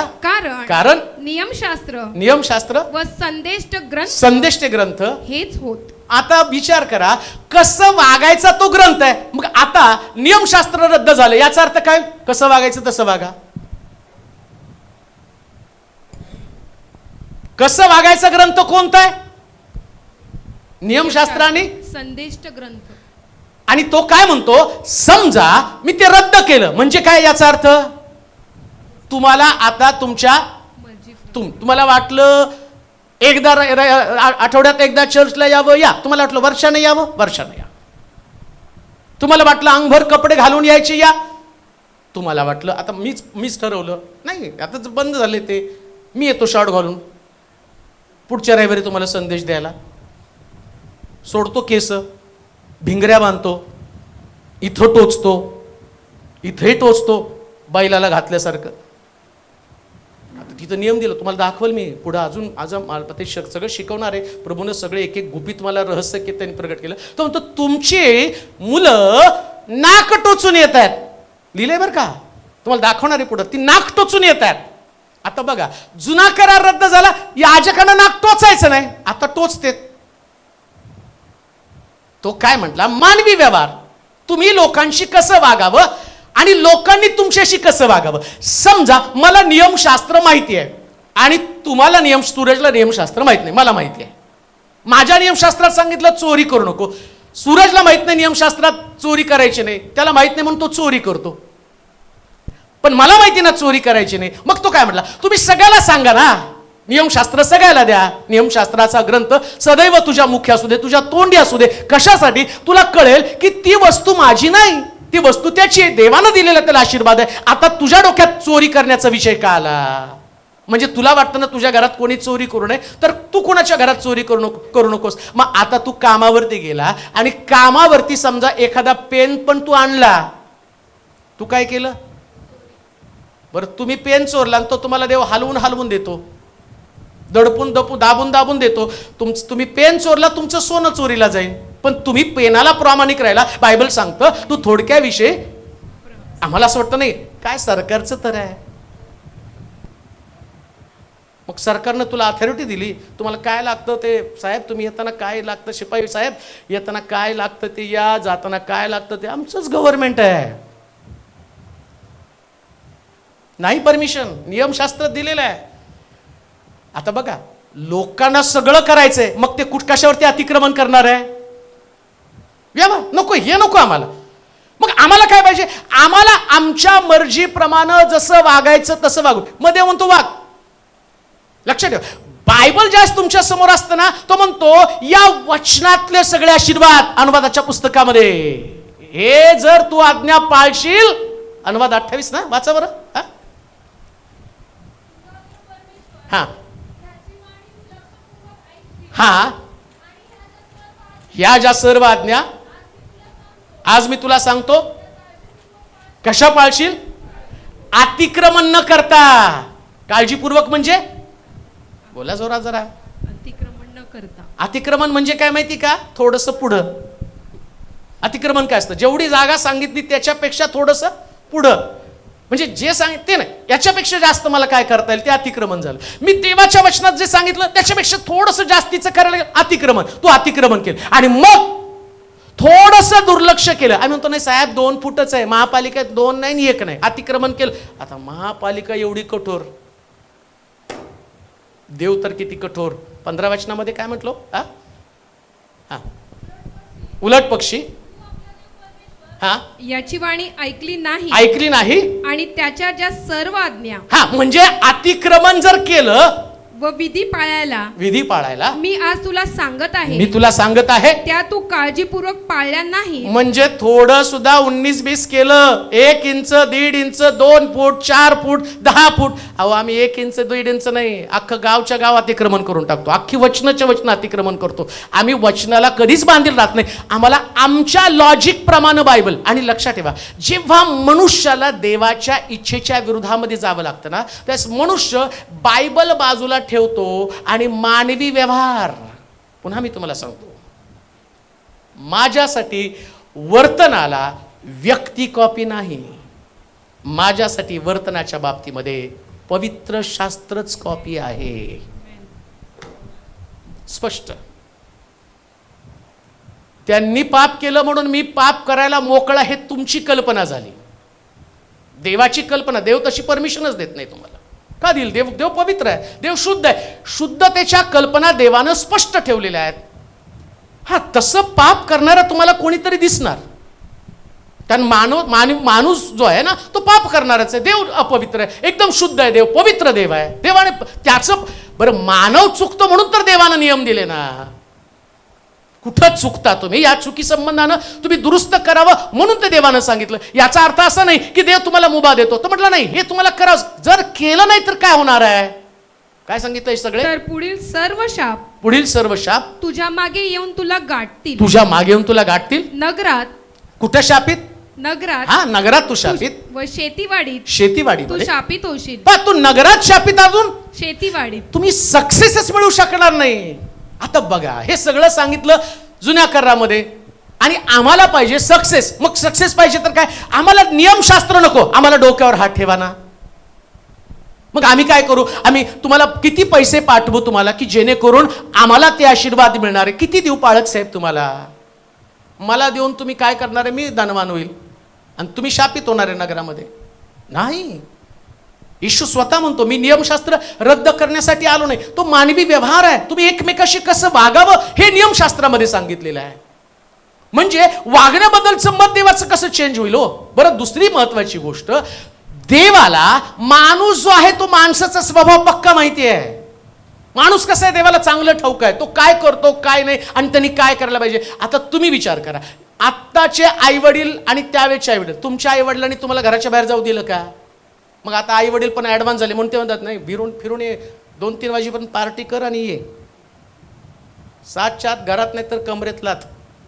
अजून पण तोच नियम आहे ना. मग तुम्ही लाग त्यांना सांगता नाही आता परिस्थिती बदलली, आम्हाला बाहेर जावं लागतं, मित्रांबरोबर जावं लागतं. अरे उधळ्या पुत्र मित्रांबरोबर तेव्हाही गेला आणि उधळून आला, आता बी जाणार उधळूनच येणार. मग काही नियम बदलले? तेव्हा पण मित्र होते, आता पण मित्र आहे. तेव्हा पण माणूस चुकला, आता पण माणूस चुकला. म्हणजे देवाला मानवी व्यवहार माहिती आहे. लक्षात ठेवा, या पृथ्वी तलावर तेच होत असतं, बाकी काय नसतं. आता जे तुम्ही घालता जीन्स पॅन्ट ना, ती पूर्वी गोंताट होता, फक्त आता कलर आलाय. पूर्वी लोक जे गोंताट नेसत होते ना, ते काय ते जीन्स पॅन्ट पोतच आहे ते, फक्त त्याला थोडंसं काहीतरी चांगलं केलंय आणि तुम्ही घालता. आणि आम्ही ॲडव्हान्स, दावीद म्हणतो हे मी घालून मंदिरात अंगाला राख फासून बसत होतो. आता पण लोक राग फासून बसतातच ना. तुम्ही बघितलं जर बाहेर ते जीन्स पॅन्ट घालून त्यांच्या तोंडाला जर रंगरंगोटी बघितली ना तर ते राग फासूनच बसलेले आहेत. वेगळं काय झाले? काय नाही, माणूस ॲडव्हान्स. देवाला माहिती आहे ही माणसं असं वागणार आहे आणि वागलेल्या माणसाला सरळ करण्याचा मार्ग, व्यवहार कसा असावा, कसं स्वच्छ राहावं, या संबंधानं देवानं नियम देऊन ठेवलेले. काय नाही दुसरं त्याच्यामध्ये. कोण सांगितलं तुम्हाला ते रद्द होणार आहे? कोण सांगितलं देव ते रद्द करण्यासाठी आलेला आहे? काय देवाला माहित नाही का या पृथ्वी तलावर पुढं काय? अहो, या जगामध्ये 2024 मध्ये काय होईल, 23 मध्ये काय होईल आणि कशा पद्धतीने विमान अस्तित्वात नव्हताना देव सांगितलं आकाशामध्ये आणि त्या चिमण्या धावत आहेत, तेव्हा तो बोलला ते वचन. त्यास विमान अस्तित्वात नव्हतं आणि देवानं सांगितलं विमान येणार आहे. 2000 वर्षापूर्वी टीव्ही नव्हता, सॅटेलाइट नव्हतं, पण तो म्हटला की जेव्हा 2 संदेष्टे मरतील तर जगातला प्रत्येक डोळा त्यांना पाहिल. तसं पाहणं शक्य नव्हतं, परंतु आता जर तुम्ही बघितलं तर जगातली प्रत्येक खबर तुमच्यापर्यंत येते. का? कारण देवाला माहिती होतं ऍडव्हान्स टेक्नॉलॉजी जी देवाकडे, ती टेक्नॉलॉजी माणसाकडे येणार आहे आणि माणूस इतका ऍडव्हान्स होऊन त्या ठिकाणामध्ये सगळं काही घडणार आहे. आता विचार करा, त्यावेळेस तर कुठल्या प्रकारचं फोटो काढण्याचं नव्हतं, पण तिथं म्हटलं की तू कशाचीही प्रतिमा करू नको, तिच्या पाया पडू नको. मग त्यात नव्हतं फोटोग्राफी. मग कसं काय? देवाला माहिती हे सगळं करणार आहेत लोक. मग त्यांनी ते व्यवहार दिला, असं पद्धतीने तुम्ही वागावं आणि अशा पद्धतीने तुमचं वर्तन असावं. देव फार ऍडव्हान्स आहे, तो नाही रद्द करणार. कसं रद्द करणार आहे? का देव रद्द करणार आहे? तुमचे व्यवहार तुम्हाला नीट ठेवावेच लागणार आहे. जर स्वर्गामध्ये तुम्हाला पोचायचंय ना तर तुम्हाला, आता अजून पण पवित्र शास्त्रामध्ये काही गोष्टी आहेत, त्याच्यामध्ये असं म्हटलं नियमशास्त्रानं तुम्ही धार्मिक बनता असं नाही, कृपेनं तुमचं तारण होतं. नियमशास्त्रातल्या पालनानं तुमचं तारण होत नाही. म्हणजे याचा अर्थ काय माहिती का? काही लोकांनी नियमशास्त्र पाळत असताना मुख्य तारणाकडे दुर्लक्ष केलं. काय झाले त्याच्यामध्ये तुम्हाला कसं सांगावं, कसं टप्प्याटप्प्याने तुम्हाला न्यावं मला ते समजत नाही. कारण लोकांचं कन्फ्युजन खूप मोठ्या प्रमाणामध्ये झालेलं आहे. ती जुन्या त्याच्यातलं दाखवतात. मला वाटतं त्याच्याकडे पुढे जाऊ. त्याच्यानंतर आणखीन एक वचन वाचूया. लुकाचं शुभवर्तमान 10वा अध्याय आणि त्याची 25 पासून 29 पर्यंतची वचन. हां, मग पहा. हां, कोणी एक शास्त्री पहा, कोणी एक शास्त्री उभा राहिला परीक्षा पाहण्याकरिता. म्हणाला गुरुजी काय केल्यानं मला सार्वकालिक जीवन, आता बघा, काय केल्यानं मला सार्वकालिक जीवन हे वतन मिळेल. त्याने त्याला म्हटलं नियमशास्त्रात काय हो? नियमशास्त्रात काय लिहिले काय लिहिलं आहे? तुझ्या वाचनात काय आलं आहे? त्याने उत्तर दिलं तू आपला देव परमेश्वर याच्यावर संपूर्ण मनाने, संपूर्ण जीवाने, संपूर्ण शक्तीने, संपूर्ण बुद्धीने प्रीती कर आणि जशी आपणावर तशी आपल्या शेजाऱ्यावर प्रीती कर. त्याने त्याला म्हटलं ठीक उत्तर दिलेस. हेच कर म्हणजे जगशील.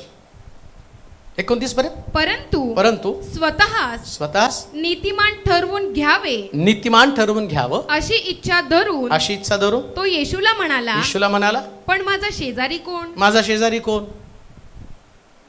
म्हणजे त्यानं आता टप्प्याटप्प्याने जाऊ. पहिली गोष्ट, सार्वकालिक जीवन किंवा मला मिळावं म्हणून काय करायला पाहिजे हे त्यानं येशूला विचारलेला प्रश्न आहे. आता मुख्य गोष्ट काय माहिती का? तुम्ही आणि मी जे बायबल भोवती फिरतो, या फिरण्यामागे धारणा काय? स्वर्ग मिळाला पाहिजे. बरोबर? तुम्ही इथं कशासाठी आला? जायचंय का नाही? जायचंय का नाही?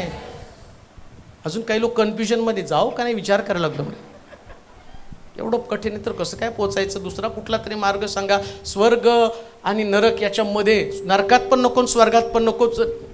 याच्यामध्ये असताना sleeper coach, AC, 2 tier 3 tier, तुम्हाला 2 टायर 3 टायर नाही, टायर घालून मारणार आहे, टायरमध्ये घालून मारणार आहे तिथं. हे नाही, इथं एकच मार्ग आहे. तो तरुण आला येशूकडे आणि म्हटलं काय, कोण होती तिथं? पहा कोणी एक तरुण पण आला होता आणि आता कोण आलाय?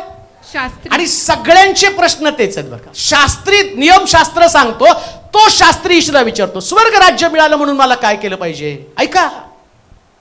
आणि येशू ख्रिस्त या असणाऱ्या शास्त्र्याला म्हणजे धर्मशास्त्र शिकवणाऱ्या शास्त्र्याला काय सांगतो? नियमशास्त्र पाळलं पाहिजे. कोण सांगतंय आणि कुणाला सांगतोय? शास्त्री. असं कोण सांगतं तर त्याला हे सांगा. त्या शास्त्र्याला, जो शास्त्री तुम्हाला सांगतो हे कॅन्सल झालं ना, या शास्त्र्याला सांग, बाबा स्वर्गात जायचंय तर येशूनं सांगितलं काय पाळलं पाहिजे? नियमशास्त्र. बोललाय का नाही येशू? येस. मग येशू बोललाय पण ते पण बोलले ना. एक्सपायर बायबल नाही झालं, एक्सपायर तो झालाय सांगणारा व्यक्ती, त्याची एक्सपायरी डेट आहे.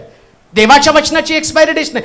आकाश आणि पृथ्वी नाही तशी होत. अजून एक वचन, गवत सुकतं फुल कोमेजते, आणि परमेश्वराचं वचन सर्व काळ टिकते. मग तर तुम्ही रद्द करून टाकलं ना. आता देवाचं वचन रद्द करता आणि म्हणताना पाठ करताना गवत सुकतं ह्याच्यावर पण लिहिलं हो, कब्रस्तानमध्ये पण. ते गवत तर गेलं आतमध्ये नाही का, जळून खाक झालं, पण कब्रस्तानवर गवत सुकतं, फूल कोमेजतं, परमेश्वराचं वचन सर्व काळ टिकतं. आणि परमेश्वराचं वचन सर्व काळ टिकतं तर रद्द कसं काय होतं? मग तर सांगणारा गडबड आहे, नाहीतर वचन गडबड आहे, काहीतरी खोटं आहे. देवाचं वचन किंवा सांगणारा. मग देवाच्या वचनाची सत्यता तर अबाधित आहे. हालेलुया. मला देवाचं वचन पाळावंच लागणार आहे. आणि देवाच्या वचनासंबंधानं काय म्हटलं? त्या तरुणाला, त्या शास्त्राला त्यांनी सांगितलं की तू काय कर? नियमशास्त्र. आता अजून एक गोष्ट तुम्हाला सांगतो, पावर का कसं बायबल सुंदर आहे. आणि याच्यामध्ये जेव्हा तुम्ही फोड करून मनाप्रमाणे त्याला फिरवायला लागतं ना, कसं कन्फ्युजन तुमच्या जीवनामध्ये ते तुम्हाला समजून घेणं फार गरजेचं आहे. आणि देवाची स्तुती असो, देवानं मला अजूनपर्यंत जिवंत ठेवले रहस्य प्रगट करण्यासाठी.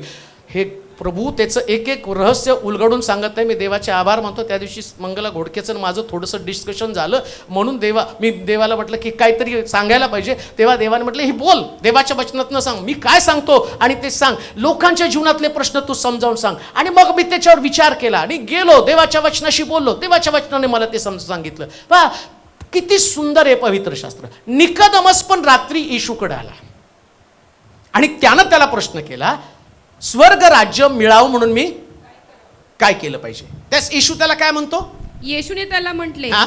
मी तुम्हाला खचित सांगतो, हा? नव्याने जन्मल्या वाचून हा? कोणालाही देवाचे राज्य हा? पाहता येत हा, नाही. ऐका निकोदेम त्याला ऐका, बस बस बस. नव्याने जन्मल्या वाचून देवाचे राज्य पाहता येत नाही कोणाला. जाता येईल म्हणून सांगितलं का? नाही. काय सांगितलं? पाहता येत नाही. म्हणजे बाप्तिस्मा झाला तर फक्त टीव्ही वरती पाहतो, आणि जायचंय तर काय लागणार आहे? नियमशास्त्र. येशू म्हटलं नाही का सार्वकालिक? आता वाचा ते वचन, सार्वकालिक. हा हा हा नाही ते तो स्वर्ग राज्य. त्या- गुरुजी काय केल्यानं म्हणजे मला स्वर्ग मिळणार, सार्वकालिक जीवन स्वर्गामध्ये, सार्वकालिक जीवन वतन मिळेल. त्याने त्याला म्हटले, त्यानं त्याला म्हटलं नियमशास्त्रात काय लिहिले आहे? नियमशास्त्रात काय लिहिलं आहे? तुझ्या वाचनात काय आले आहे? म्हणजे तो काय म्हणतो माहिती का? सार्वकालिक जीवन किंवा स्वर्ग मिळवायचा आहे तर तुला नियमशास्त्रात डोकावं लागेल. आता तुम्ही कॅन्सलच केलं ना, मग डोकवणार कसं काय? तुम्ही तर म्हटलं नाही जुना करार एक्सपायर झाला, रद्द झाला. आता एक्सपायर झालेल्या तिकिटात स्वर्गात जाणार कसं? लक्षात ठेवा, सगळ्याला एक्सपायरी डेट आहे एक्सेप्ट बायबल. फक्त पवित्र शास्त्राला एक्सपायरी डेट कधीच नसणार आहे. ते सार्वकालिक आहे. Amen. ते सार्वकालिक आहे, त्याला कधीच एक्सपायरी डेट नसणार आहे. हालेलुया. जर बाप्तिस्मा झाला असं नाही. आता विचार करा, तो निकोदेमसला म्हटलं मग म्हातारा झालेला माणूस कसं काय जाणार, कसं काय आईच्या पोटात? येशूने म्हटलं पाण्याने आणि आत्म्याने जन्मल्यापासून कोणी देवाचं राज्य पाहू प्रवेश शकणार करू नाही. शकत. मग आता विचार करा, माझा बाप्तिस्मा झाला, आता बाप्तिस्मा झाल्यावर मी दारू पिणार, नियमशास्त्र गेलं ना. मला वाटलं माझी बायको आहे, मी दुसऱ्याची बायको घेणार आहे, नियमशास्त्र रद्द झालं ना. मला वाटलं चोरी करावी, मी चोरी करणार ना. मला वाटलं खून करावा, मी खून करणार ना. आता बाप्तिस्मा झाला मग मला स्वर्ग मिळणार आहे की नाही? मग नियमशास्त्र काय सांगतं तुला? नाही बाबा, बाप्तिस्मा झाला तरी तुझं जीवन तुला चोरी करायची नाही, खून करायचं नाही, व्यभिचार करायचं नाही, जार कर्म करायचं नाही, अशुद्ध कर्म करायचं नाही, लोभ धरायचा नाही, सगळ्या गोष्टी तुम्हाला सांगतो. विचार करा, आता नियमशास्त्रच गेलं, कसं काय वागायचं? नियमशास्त्र सांगितलं ना खून करायचं नाही, पण त्यांनी मला बोललं मी त्याचं खून करणार आहे. हा ऍडव्हान्स सांगितलं बरं का त्यांनी. जिथं लोकांना समजलं नाही खून करणं काय आहे, तिथं ते पण संदेश तुम्हाला आता सांगून काय उपयोग आहे. तुम्हाला तो संदेश तेव्हा सांगेल कोण खुनी आहे, कुणी कुणी खून केलेला आहे आणि तो कसा खून करतोय. त्याला सुद्धा येशूनं ॲडव्हान्स केलं. जिथं कमी पाटलं तिथं घातलं त्याने, लोकांना समजलं नाही आणि त्यानं त्या नियमांची फोड करून त्यांना सांगितले. तसं काय करतो, या नियमशास्त्राला जर तू त्यातला व्यवहार समजला, काय नियमशास्त्र, आपल्या देवावरती प्रीती कर. आता प्रीती कर म्हणजे काय, जो कोणी माझ्यावर प्रीती करतो तो माझ्या आज्ञा पाळतो. देवावर प्रीती करतो म्हणजे काय करतो, आज्ञा आणि पाळतो. कुठे आहे आज्ञा, पवित्र शास्त्र. आज्ञा कुठे आहेत, नियमशास्त्र. आणि मग तुम्ही तर नियमशास्त्र रद्दबदल म्हणता ना, आणि मग म्हणता आता काय होतं माहिती का, हे आय लव्ह यू हा शब्द जो आहे ना तो एकदम भंगार आहे, एकदम भंगार आहे. का माहिती का, याच्यात फक्त बोलायचं असतं आय लव्ह यू, आणि आय लव्ह यू म्हटलं की ते समोरचं बी येडं वितळते नाही का, ते बघत बी नाही त्याच्याकडे घरात खायला आहे का प्यायला आहे. ती परवा जोक पाहिला, तो माझा फार मोठा बिझनेस आहे, तू काय करतो, जानू मी तुझ्यावर प्रेम करते, तुझं माझं तू करतोस काय, माझा बिझनेस आहे, मग चल आपण ती कुठे आहे तुझा बिझनेस, चल मला दाखव तुझा कारखाना. लग्न करतो तिला पिठाच्या गिरणीत नेतो, हे माझा बिझनेस आहे, हा माझा कारखाना आहे. हे आय लव्ह यू असं असतंय, भंगार. इथं तसं चालत नाही. याला काय म्हटलंय, जर तू माझ्यावर प्रीती करतो, देवाला आय लव्ह यू तेव्हा म्हणायचं जेव्हा तुम्ही त्याचं वचन पाळाल, तेव्हाच तुम्हाला म्हणण्याचा अधिकार आहे. असं पोपटपंची नाही बोलायचं. ती वर्शिप जी आहे ना, याच्यात बोललेले शब्द देव कधीच मनावर घेत नाही. थँक्यू जीजस, थँक्यू जीजस, ते पाठ झाले हो. आता तुम्हाला काय माहिती का, धक्का मारला तरी थँक्यू म्हणता, कधी समजत नाही ते धक्का मारला तरी थँक्यू. बघा तुम्ही जरा खेड्यातल्या लोकांना बघा, कधी थँक्यू म्हणायचं ना कधी एक्सक्यूज म्हणायचं कळत नाही. मग त्यांना ह्याला थँक्यू नाही, माहितीच नाही शब्द तो. तसंच हे स्पिरिच्युअल पावटे आहेत आपण. नुसतं thank you Jesus, I love you Jesus, अमकं तमकं म्हणून चालत नाही. इथं म्हणायचं तर नियमशास्त्र पाळावं लागतं. नियमशास्त्र पाळणाऱ्यालाच तो अधिकार आहे. तो म्हणणार नाही तू म्हटलं म्हणून माझ्यावर प्रेम, जर तू माझ्यावर प्रेम करतो तर माझ्या आज्ञा पाळ. नियमशास्त्र दिलं. आज्ञा पालन करण्यासाठी, सार्वकालिक जीवनाचं वतन मिळण्यासाठी काय सांगितलं, अच्छा वर्ष परत. मग पहा कोणी एक शास्त्री हा. उभा राहिला हा. आणि त्याची परीक्षा पाहण्याकरता म्हणाला, गुरुजी काय केल्याने मला सार्वकालिक जीवन हे वतन मिळेल. काय केलं हो त्यांनी, त्याची परीक्षा पाहिली. आजही लोक येशूची परीक्षा पाहतात की काय केल्यानं मला सार्वकालिक जीवन. पहा बरं का, आता तुम्हाला काय सांगतो आणि तुम्हाला नियमशास्त्र पाळणं किती गरजेचं आहे ते समजावून घेणं फार महत्त्वाचं आहे. कारण आत्तापर्यंत खूप संदेश ऐकले, अश्रू पुसेल, डोळीतनं काढून राजगादीवरती बसवलं, अजून काय उकिरड्यावरून काढलं, त्याला भरपूर व्ह्यूज आले बरं का. 20,000 30,000 महिन्यामध्ये. याला एवढे येणार नाहीत. हे घाबरतेत ना, त्याला बाजूला ठेवा. पाळायचं सांगू नका. हा, अश्रू 12 महिने डोळे डबडबून भरलेत, पुसा. उकिरड्यावर तर आम्ही पडलेलोच आहे, तिथून आम्हाला बसायचं राजगादीवरती. स्वर्गात जायचं म्हटलं नाही ते सांगू नका. असंच नाही ना स्वर्ग, असं कुठलं तरी एक वचन काढा, आज तू माझ्यावर सुख लोक तचला रे, चोर गेला, पोचणारच आम्ही, असं गृहीत धरून चाललो की पोचणारच आहे. पण आता मी तुम्हाला जे सांगतो, नियमशास्त्र हे तुम्हाला स्वर्गामध्ये जाण्याचं वर्तन शुद्ध करण्याचं शास्त्र आहे. स्वर्गात जायचं तर कशा पद्धतीचं तुमचं वर्तन असलं पाहिजे. तुम्ही तुमच्या व्यवहाराप्रमाणे, तुमच्या कल्पनेप्रमाणे, तुमच्या इच्छेप्रमाणे नाही तुम्ही जगू शकत. तुम्हाला वाटेल तसा विचार तुम्ही करू शकत नाही. तुमचं वर्तन तुम्हाला जसं वाटतं तसं तुम्ही नाही जगू शकत. आणि लक्षात ठेवा, तुम्ही जर जगाल ना तर त्याची फळं पण तुम्ही भोगाल. कारण तिथे लिहिलंय, हे शाप सगळे तुझ्यावरती येणार आहेत 100%. कोणी सुद्धा वाचू शकत नाही. माणसाला फसवाल, देवाला वचनाच्या द्वारे कोणीच फसवू शकत नाही. कारण देव त्याच्या वचनाच्या बाबतीत ईर्ष्यावान देव आहे. ईर्ष्या आहे देवाला. आणि देव व्यवहार पाहतोच. तो तुमची धार्मिकता नाही पाहत. तुमची धार्मिकता काय, चर्चला येणं, उपास तापास करणं, ही तुमची धार्मिकता. देवाची धार्मिकता काय, देवाची धार्मिकता देवाचं वचन आहे. धार्मिकता म्हणजे तुमचं नैतिक जीवन. धार्मिकता म्हणजे नेमकं काय, धार्मिकता ती परंपरा नाही. मी उपदेश करतो ही माझी धार्मिकता नाही आहे. पुन्हा मी तुम्हाला सांगतो, उपदेश माझी धार्मिकताच होऊ शकत नाही. गीत गाणं ही माझी धार्मिकताच होऊ शकत नाही. धार्मिकता जेव्हा देव पाहतो ना तेव्हा नियमशास्त्र समोर ठेवतो. नियमशास्त्र यामधलं वर्तन, यामधल्या गोष्टी जो पाळतो तो धार्मिक आहे. तुम्ही चर्चमध्ये याल आणि चर्चमध्ये तुम्हाला तुमचं जीवन, लोकांना तुमचं जीवन माहित नाही, पण देवाला तुमचं बसणं, उठणं, चालणं, बोलणं, निजणं, तुमचं हृदय सुद्धा देवाला माहिती आहे. हृदय पण देवाला माहिती आहे सगळंच. एकंदर वर्तनक्रम, अंतःकरणात काय आहे, डोक्यात काय, डोळ्यामध्ये काय, विचारांमध्ये काय, काय ऐकता, कसा विचार करता, हे सगळं देव पाहतो आणि मग नियमशास्त्र तिथं ठेवतो आणि नियमशास्त्राच्या पुस्तकामध्ये तुम्हाला तोलतो आणि तेव्हा तो म्हणतो की हा व्यक्ती नीतिमान आहे किंवा नाही हे देव ठरवतो. लक्षात ठेवा, वर्तनावरती जाऊ नका. वर्तनानं तुम्ही फसणार. आणि तुम्ही एक गोष्ट ध्यानात ठेवा, आम्हाला कोणत्याच मनुष्यासमोर आमचं धार्मिक जीवन दाखवायचं नसतं. कोणत्याच माणसासमोर नाही. जिथं येशूला लोकांनी धार्मिक ठरवलं नाही तिथं लोक तुम्हाला कधीच धार्मिक ठरवणार नाही. पण जर तुमच्याकडं बायबल आहे आणि त्याप्रमाणे तुम्ही जीवन जगत आहात तर लोक तुमच्याविषयी काय बोलतात हा विचार सुद्धा डोक्यात आणू नका. का? कारण तुमचा देव लोकांच्या बोलण्यावर तुम्हाला स्वर्ग देणार नाही, तुम्हाला देवाच्या वचनानुसारच. वचन बर का, वचन हे वचनच तपासलं जाणार आहे. म्हणून जुन्या करातला प्रत्येक जो असणारं वचन आहे ते वचन देव पाळतो, तंतोतंत त्या पद्धतीने करतो. आता काय माहिती का या ठिकाणामध्ये, चोरी करू नको, खून करू नको, हा नियमशास्त्रामध्ये दिलेला नियम आहे.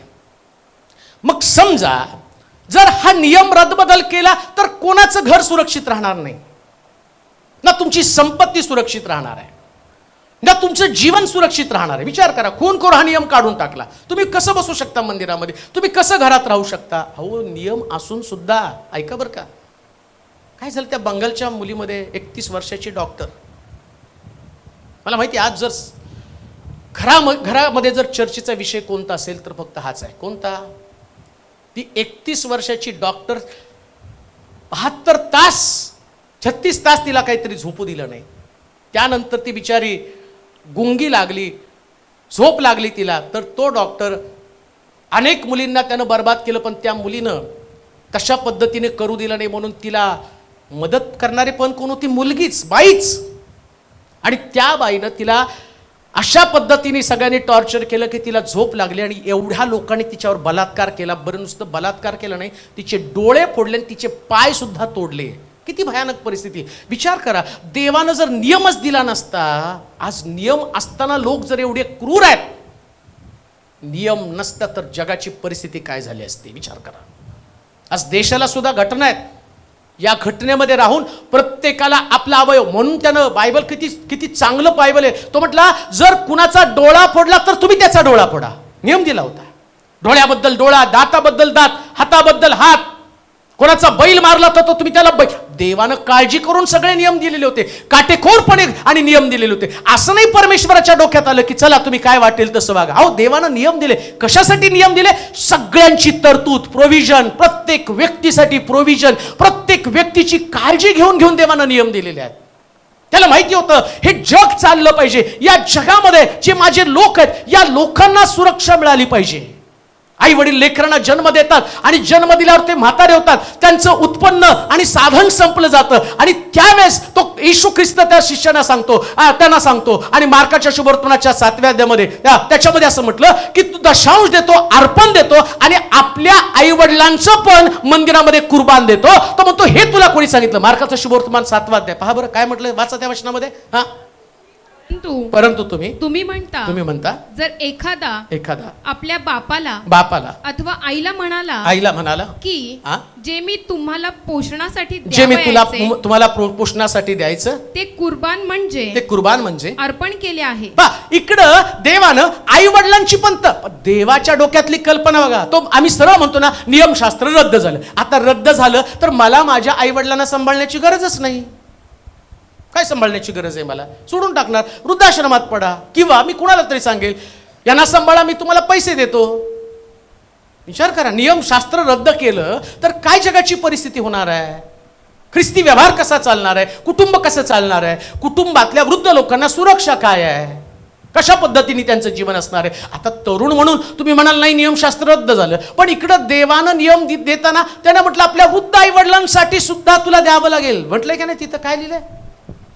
कारण मोशेने सांगितले हा, आहे सांगितले आहे की तू आपला बाप बाप व आपली आई यांचा मान राख. यांचा मान राख. मान राख. आता मोशेला देवानं नियमशास्त्र दिलं कशासाठी? आई वडिलांचा सन्मान करण्यासाठी. आता काढूनच टाका ना सगळं, नियमशास्त्र काढून टाकलं, सन्मानाचा प्रश्न येतो कुठं?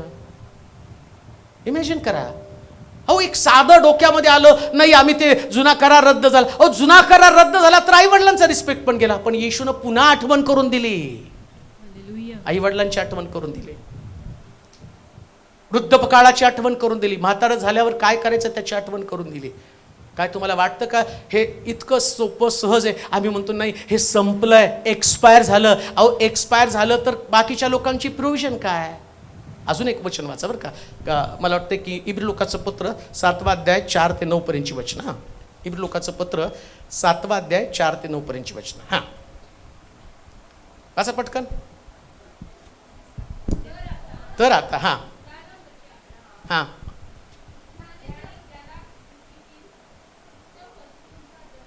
उत्तम वस्तूंचा दशमांश दिला, तो केवढा मोठा असावा हे ध्यानात घ्या. हा, लेवीच्या संतानापैकी ज्यांना याजक म्हणून हां हां लोकांपासून हां अब्रामाच्या पोटी जन्म घेतलेल्या आपल्या बांधवापासून नियमशास्त्राप्रमाणे दशमांश घेण्याची आज्ञा आहे, परंतु त्यांच्या वंशातला नव्हता. अब्रामापासून दशमांश घेतला आणि हां त्याला त्याने आशीर्वाद दिला. श्रेष्ठांकडून कनिष्ठाला आशीर्वाद मिळतो. हा ही निर्विवादानं इकडे पाहिले तर मर्त्य माणसाला दशमांश मिळतात, तिकडे पाहिले तर जिवंतानं अशी त्यांच्याविषयी साक्ष आहे. याला बा आता बा नियमशास्त्र रद्दबदल झालं, तो पण मुद्दा आहे त्याचा नाही का. त्या जुन्या करात दशांश आहे आणि आता दशांश द्यायचाच नाही. आधीच आपले लोक द्यायचे मग बोंबाबोंब नाही का. त्यांना तर प्रश्न पडतो कसा द्यायचा, किती द्यायचा, एवढाच द्यायचा का, तेवढाच द्यायचा का. आणि त्याच्यामध्ये म्हणतात आम्ही देताना थोडं आमच्या पाळकाला, थोडं दिनाकरणला, थोडं बेनेनला आणि अमक्याला मग तमक्याला आणि जेवढं. मग शेवटी तुला कोणी वाटायचा अधिकार दिला? नियम काय देवाचा? काय लिहिलं? याजकाला, लेवीला, लेवीच्या संतानापैकी ज्यांना याजक पण मिळते त्यांना लोकांपासून म्हणजे अब्रामाच्या पोटी जन्म घेतलेल्या आपल्या बांधवापासून नियमशास्त्राप्रमाणे दशमांश घेण्याची आज्ञा आहे. काय हो नियमशास्त्र घेण्याची आज्ञा आहे? कुणाला? लेवीच्या संतान. आम्हाला या आज्ञा आहे. आम्ही तुम्हाला आज्ञा नाही देत, आम्हाला आज्ञा आहे. आम्ही तुम्हाला आज्ञा देत नाही की तुम्ही दशांश द्या. देवानं आज्ञा दिली बाबा दशांश घे. कशासाठी माहिती का? तर तुम्हाला दुसरं बतन नाही. आम्ही जाणार आहे का कामाला? ठीक आहे, मग आम्ही कामाला जातो, मरा तुम्ही. जातो आम्ही डबा घेऊन, आम्ही काम करतो. तिकडून आल्यावर तुम्ही तिथं ICU मध्ये पडलाय, पाळक साहेब या, काम सुटल्यावर येतो, मरा. पाळक साहेब आमच्या मुलाचा वाढदिवस आहे, सुट्टी असल्यावर ठेवा. मला आता सुट्टी नाही, मी कशाला. नियमशास्त्र रद्दबदल झालं तर काय गडबड होणार आहे मी तुम्हाला सांगत आहे. का कॅन्सल केलं नाही हे तुम्हाला मी सांगत आहे. आणि हे होऊ शकतं का कॅन्सल झालं तर इब्रिलोकाच्या पत्रात नव्या खरात पौल का सांगतो? आता कॅन्सल झालं ना सगळं, मग पौल दशांशाचं आठवण का करून देत आहे? इब्रिलोकांना का सांगत आहे? अरे अब्रामाला त्यानं त्या मल्कीसदक याजकानं अब्रामाने मल्कीसदक याजकाला. मला उत्पत्तीचं पुस्तक 28 अध्याय 18 ते 22 वाचा म्हणजे तुम्हाला समजेल. शालिमाचा राजा मल्कीसदक भाकर व द्राक्षरस घेऊन हा परस्पर देवाचा याजक होता. त्यानं त्याला असा आशीर्वाद दिला. पहा बरं का, आकाशाचा व पृथ्वीचा स्वामी जो परात्पर देव अब्रामाला आशीर्वाद देव, ज्या परात्पर देवानं तुझे शत्रू तुझ्या स्वाधीन केले तो धन्य. अब्रामानं त्याला अवघा 10वा भाग दिला. शालोमाचा राजा अब्रामाला म्हणाला, माणसे मला द्या, मालमत्ता तुम्ही ठेवा. अब्राम सदोमाच्या राजाला म्हणाला, परमेश्वर परात्पर देव आकाशाचा व पृथ्वीचा स्वामी याच्या समोर बाहू उभारून सांगतो की एक सुतीचा तोडा, सुतळीचा तोडा किंवा वाहनाचा बंद येणार नाही. आम्ही अब्राम असे म्हणायला तुम्हाला कारण न मिळो.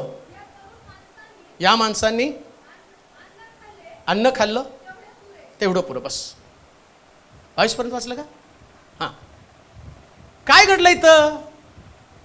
जिथं लोक म्हणतात जुन्या करामध्ये असणारे सगळे नियम बंद झाले, आता इथं नव्या करामध्ये इब्री लोकाच्या पत्रामध्ये या दशांशाचं आणि जुन्या करात जेव्हा याजक अस्तित्वात नव्हता तेव्हा सुद्धा त्या असणाऱ्या राजा संबंधानं, मल्कीसदक तो राजा आहे आणि त्याच्या संबंधानं म्हटलं की त्यानं त्याला आशीर्वाद दिला. कुणाला? अब्रामाला आशीर्वाद दिला आणि अब्रामानं त्याला 10वा भाग दिला. म्हणजे याजकाकडनं कोणतेच आशीर्वाद फुकट घ्यायचे नाहीत. ते सांगायचं डेअरिंग फक्त तेलोरीमध्ये. हालेलुया. मला म्हणतात पाळक लोक, तुम्ही या. मला कोणीतरी म्हटलं तुम्ही या हो, आमचं चर्च बांधून होईल. आता काय झालं माहिती का, लोकांनी ट्रेंड काढलाय चर्च बांधायचं तर मला बोलवायचं, कारण त्यांना माहिती आहे मी आलो की बांधून होतंय. आणि झालेत तसे चर्च, असे तसे नाही, चांगले चर्च बांधून झालेत लोकांचे, फार सुंदर चर्च बांधून झालेत. का माहिती का? कारण मला माहिती जेव्हा मी जातो आणि सत्य सांगतो ना, लोक सत्य स्वीकारतात. हे सत्य स्वीकारणं गरजेचं आहे. कोणतं सत्य? आता हा संदेश सगळ्यांनी फॉरवर्ड करायचा, कुणी ठेवायचाच नाही. का? कारण नियमशास्त्र सत्य आहे, 100% सत्य आहे. काय सत्य आहे? नव्या करात सांगितलं याजकाची प्रोव्हिजन. विचार करा, देवानं याजकाची प्रोव्हिजन केली असते. आता आमच्या डोक्यामध्ये काय, बरेच लोक होते, पाळक साहेब आम्ही तुमच्यासाठी प्रार्थना करतो, देवानं तुम्हाला घर द्यावा, बंगला द्यावा, गाडी द्यावा. देव मनी ऑर्डर करतो मला स्वर्गात. तुला गाडीला काय, तुला चेक पाहिजे किती नावाचं पाठवून दे तुला. अहो नाही, माशाच्या पोटातनं काढावं लागतं. नियम दिलाय देवानं समृद्ध होण्याचे. काय तिथं तो याजक आला ना आणि तो राजा आला, त्या राजानं त्याला आशीर्वाद दिला. लक्षात ठेवा, दशांश हा नियम देवाच्या याजकाला देवानं दिलेला नियम आहे. हा याजक तुमचा नियम नाही, तुमच्यासाठी आशीर्वाद आहे. हालेलुया. तुमच्यासाठी नियम नाही, तो तुमच्यासाठी आशीर्वाद आहे. लोकांना वाटतो तो नियम आहे, नियम नाही, तो आशीर्वाद आहे. आणि तो आशीर्वाद देवाच्या वचनामध्ये लिहिले. काय आशीर्वाद आहे? तो म्हटला, तो काय आशीर्वाद दिला वाचा बरं. अब्रामाला त्यांनी मल्कीसदक शालोमाचा राजा परात्पर देवाचा याजक होता. परात्पर देवाचा याजक होता. अब्राम जेव्हा राजा ठार मारून परत आला, राजा ठार मारून परत आला, तेव्हा यानं त्याला सामोरे जाऊन आशीर्वाद दिला. व अब्रामानं त्याला सर्व लुटीचा दशमांश दिला. तो आपल्या नावाच्या अर्थाप्रमाणे एकतर नीतिमत्वाचा राजा आणि दुसरे शालोमाचा राजा म्हणजे शांतीचा राजा होता. त्याची माता पित्रे नाही ते नाही, ते येताना आशीर्वाद दिला. त्यानं त्याला काय आशीर्वाद? दशांशाचा आशीर्वाद. काय? त्यानं त्याला येण्याप्रमाणे आशीर्वाद दिला. आकाशाचा व पृथ्वीचा स्वामी परात्पर देव आशीर्वाद देव. पहिला दशांशाचा आशीर्वाद, तुमचे सगळे शत्रू तुमच्या हातात. सगळे शत्रू तुमच्या हातात बरं. दशांशाचा आशीर्वाद, दशांश तुम्ही पाळकाला देत नाही, शत्रूला बांधण्याचं ते हत्यार आहे. दशांश म्हणजे काय? तुमचे शत्रू तुमच्या हातामध्ये. रोग आहे, आर्थिक प्रश्न आहेत, कौटुंबिक कल आहेत, हे सगळे शत्रू. दशांश दिला घरामध्ये, बरं आमच्या घरात शांती नाही, बरकत नाही, दशांश द्या. कर्ज झालंय, द्या दशांश. मला परवा कोणीतरी सांगितलं 60 लाख कर्ज आहे, फिटाव, प्रार्थना करा, मी 6 लाख चर्चला देईन. किती हुशार आहे माझ्याकडे, मी नेट पोस्ट केलं ते आहे त्याच्यात. माझं 60 लाख कर्ज आहे, बाळक साहेब अशी प्रार्थना करा, कर्ज पेटाव. मी 6 लाख, मी देतो 10 कोटी, 1 कोटी मला मिळेल, मी कर्ज करून देतो 10 कोटी, तुम्ही करा प्रार्थना, तुमच्या चर्चला मी 1 कोटी देतो. प्रॉब्लेम तो नाही. जेव्हा तुम्ही दशांश देता, देव सगळे शत्रू याजकात काय नियमशास्त्रात दिले, हे काय मी तुम्हाला सांगू, नियमशास्त्र रद्द नाही हो. रद्द झालं तर आशीर्वाद गेले ना तुमचे, आशीर्वाद तुमचे निघून गेले. कसे आशीर्वाद तुमच्याकडे राहणार आहे? सिंगल सिस्टम मला आठवतं की पहिले, आता ते आलेत चर्चमध्ये, पण ज्यावेळेस ते चर्चला येत होते, मला वाटतं त्यांच्या मिस्टरांचा पगार भरपूर होता, पण कर्ज झाल्यामुळे त्यांना कमी पगार यायचा. कधी 256, कधी 257, असं त्यांचा पगार 260. परंतु त्यावेळेस ते मला सांगत होते की मला ते 2,500-3 हजार रुपये असं काहीतरी त्यांचा दशांश घेऊन येत होते. ते म्हटलं तुम्हाला एवढीचा पगार हे कसं काय? ते म्हटलं घर चालवण्यासाठी आम्ही कर्ज घेतो, आम्ही दशांशासाठी सुद्धा कर्ज घ्या. मग काय ते आता त्याच अवस्थेमध्ये राहिले का? देवानं सगळं बदललं. त्यांची मुलं आज जे सुख भोगत आहेत ना, हे नियमशास्त्राच्या पालनामुळं त्यांच्या जीवनामध्ये सुख आहे. असं नसतंय हो. कोण म्हटलं नियमशास्त्र रद्द करेल? ते आशीर्वादाचं स्तोत्र आहे, कारण आहे ते. काय? तुझे शत्रू तुझ्या हातामध्ये. पुढे त्याने त्याला येणेप्रमाणे आशीर्वाद दिला. येणेप्रमाणे आशीर्वाद दिला. आकाशाचा पृथ्वीचा स्वामी जो परात्पर देव तो अब्रामाला आशीर्वाद देव. ज्या परात्पर देवाने तुझे शत्रू तुझ्या स्वाधीन केले तो धन्य. तेव्हा अब्रामाने त्याला अवघ्याचा 10वा भाग दिला. सदोमाचा राजा. आता ते परत याच्यामध्ये इब्री लोकांच्या पत्रामध्ये 7व्या अध्यायाच्या 4व्या वचनामध्ये काय म्हटलं बघा बरं. तर आता कुलाधिपती कुलाधिपती म्हणजे आमचा बाप, मेन मूळ पुरुष बर का. अब्राम, इसाक, याकोब यांचा देव. आम्ही कुणाचं संतान आहे? तो म्हटलं ना, धोंड्यापासून अब्रामाची संतती. आता आम्ही धोंड्यापासून अब्रामाची संतती झालो. मग आमचा कुलपती कोण आहे? अब्राहम. बापानं जे केलं ते पोराने केलं पाहिजे ना. बापाने केलं ते पोराने केलं पाहिजे का नाही? आता बापानं दशांश दिला, हा कुठे आहे? जुन्या करारात. कुठे आहे हा? जुन्या करारात. इब्री लोकांचं पत्र कुठे आहे? नव्या करारात. मग कशाला काढलं हे? नसतं भांडण बंद करून ठेवायचं होतं ना. त्या पाऊलाला कळलं नाही का? हे लोक ह्या डॅनियल राजच्या डोक्यामध्ये दशांश देऊ नये, मग त्याच्या समाधानासाठी आपण हे वचनच बंद करू. देवाला माहित नाही कोण वाद घालणार आहे, कसं वाद घालणार, काय डोक्यात. ते पाऊलाला म्हणतो हे लिहून ठेव बरं का. 2024 मध्ये असा एक संदेश येईल की लोक तेवढंच घेऊन नाचतील आणि ते म्हणतील नाही पाळकाला काय, पाळकाला काय, कुठे पाळक? अरे सेवा करत नाही तो, त्याने कुठे जायचं? मग तुमचं संपूर्ण वॉचमॅनचं काम करू का? बेटा वाहू गावंड्याच्या हाताखाली. नाही आता माझं पोट भरायचंय, मी काय लॉजिक आहे? कसं चालणार आहे पाळकाचं घर? बरं तू आता बघा, सगळा संप आहे ना आज, आहे का नाही संप? तुमचं झालं का पूनम? कशासाठी? पेन्शन. आणि आमचं तुम खाओ रसगुल्ले, तुम खाओ रसगुल्ले, हम खाते घास. तुम्ही संप करणार का? तेव्हा तुम्ही बायबल नाही घेऊन बसणार बरं का. तेव्हा आमचा हक्क आहे. आता याजकाला देवानं आज्ञा दिली, मग तो डॅनियल राज सांगू द्या, नाही तर कोण पण सांगू द्या. देवाचा नियम याजका, कोणता याजक जर हे सांगत नाही तर तू स्टेजवर चढूच नको. हो नाही तो पाळक सांगत नाही आणि मला बोलवतो सांगायला, म्हणजे मी होऊन जोडून जायचं, तुम्ही बसा, मी खातो लोकांची बोलणी. बरेच या ना पाळक साहेब आमच्या चर्चमध्ये लोकांना द्या. अरे बोला ना स्टेजवरती. नियमशास्त्र हे तुमच्या आशीर्वादाचं कारण आहे. नियमशास्त्र तुम्हाला पाळावंच लागणार आहे. त्याच्यातनं एक्सक्यूज नाही, सुटका नाही. आणि हे पण डोक्यात आणू नका. बरेच लोकांना असं वाटतं हा दशांश कोणासाठी. कोणीतरी म्हटलं नाही ते बाळक दशांशाची पाकिट दाबतो दुसऱ्या मंडळ. अरे बाबा त्याचाच आहे तो कसा आहे ढापणार त्याचेच पैसे. उद्या ते बँकेत गेलं, बँकेत जाऊन म्हटलं की आमचे पैसे पाहिजे. ते नाही नाही अरे माझेच पैसे. मला कसं होईल तसं. अरे दशांश देवानं पाळकाला दिलाय. आम्ही म्हणाल का. माहित पण नाही बाळक लोकांना, ते घाबरतात. मोजून द्या. कशाला मोजून द्या. तो तुमचा अधिकार आहे, देवानं दिलेला आहे. याजकाची तरतूद आहे. आणि याजक नाही आशीर्वाद, तुम्ही आशीर्वादित होणार आहात. तुम्ही आशीर्वादित होणार आहे.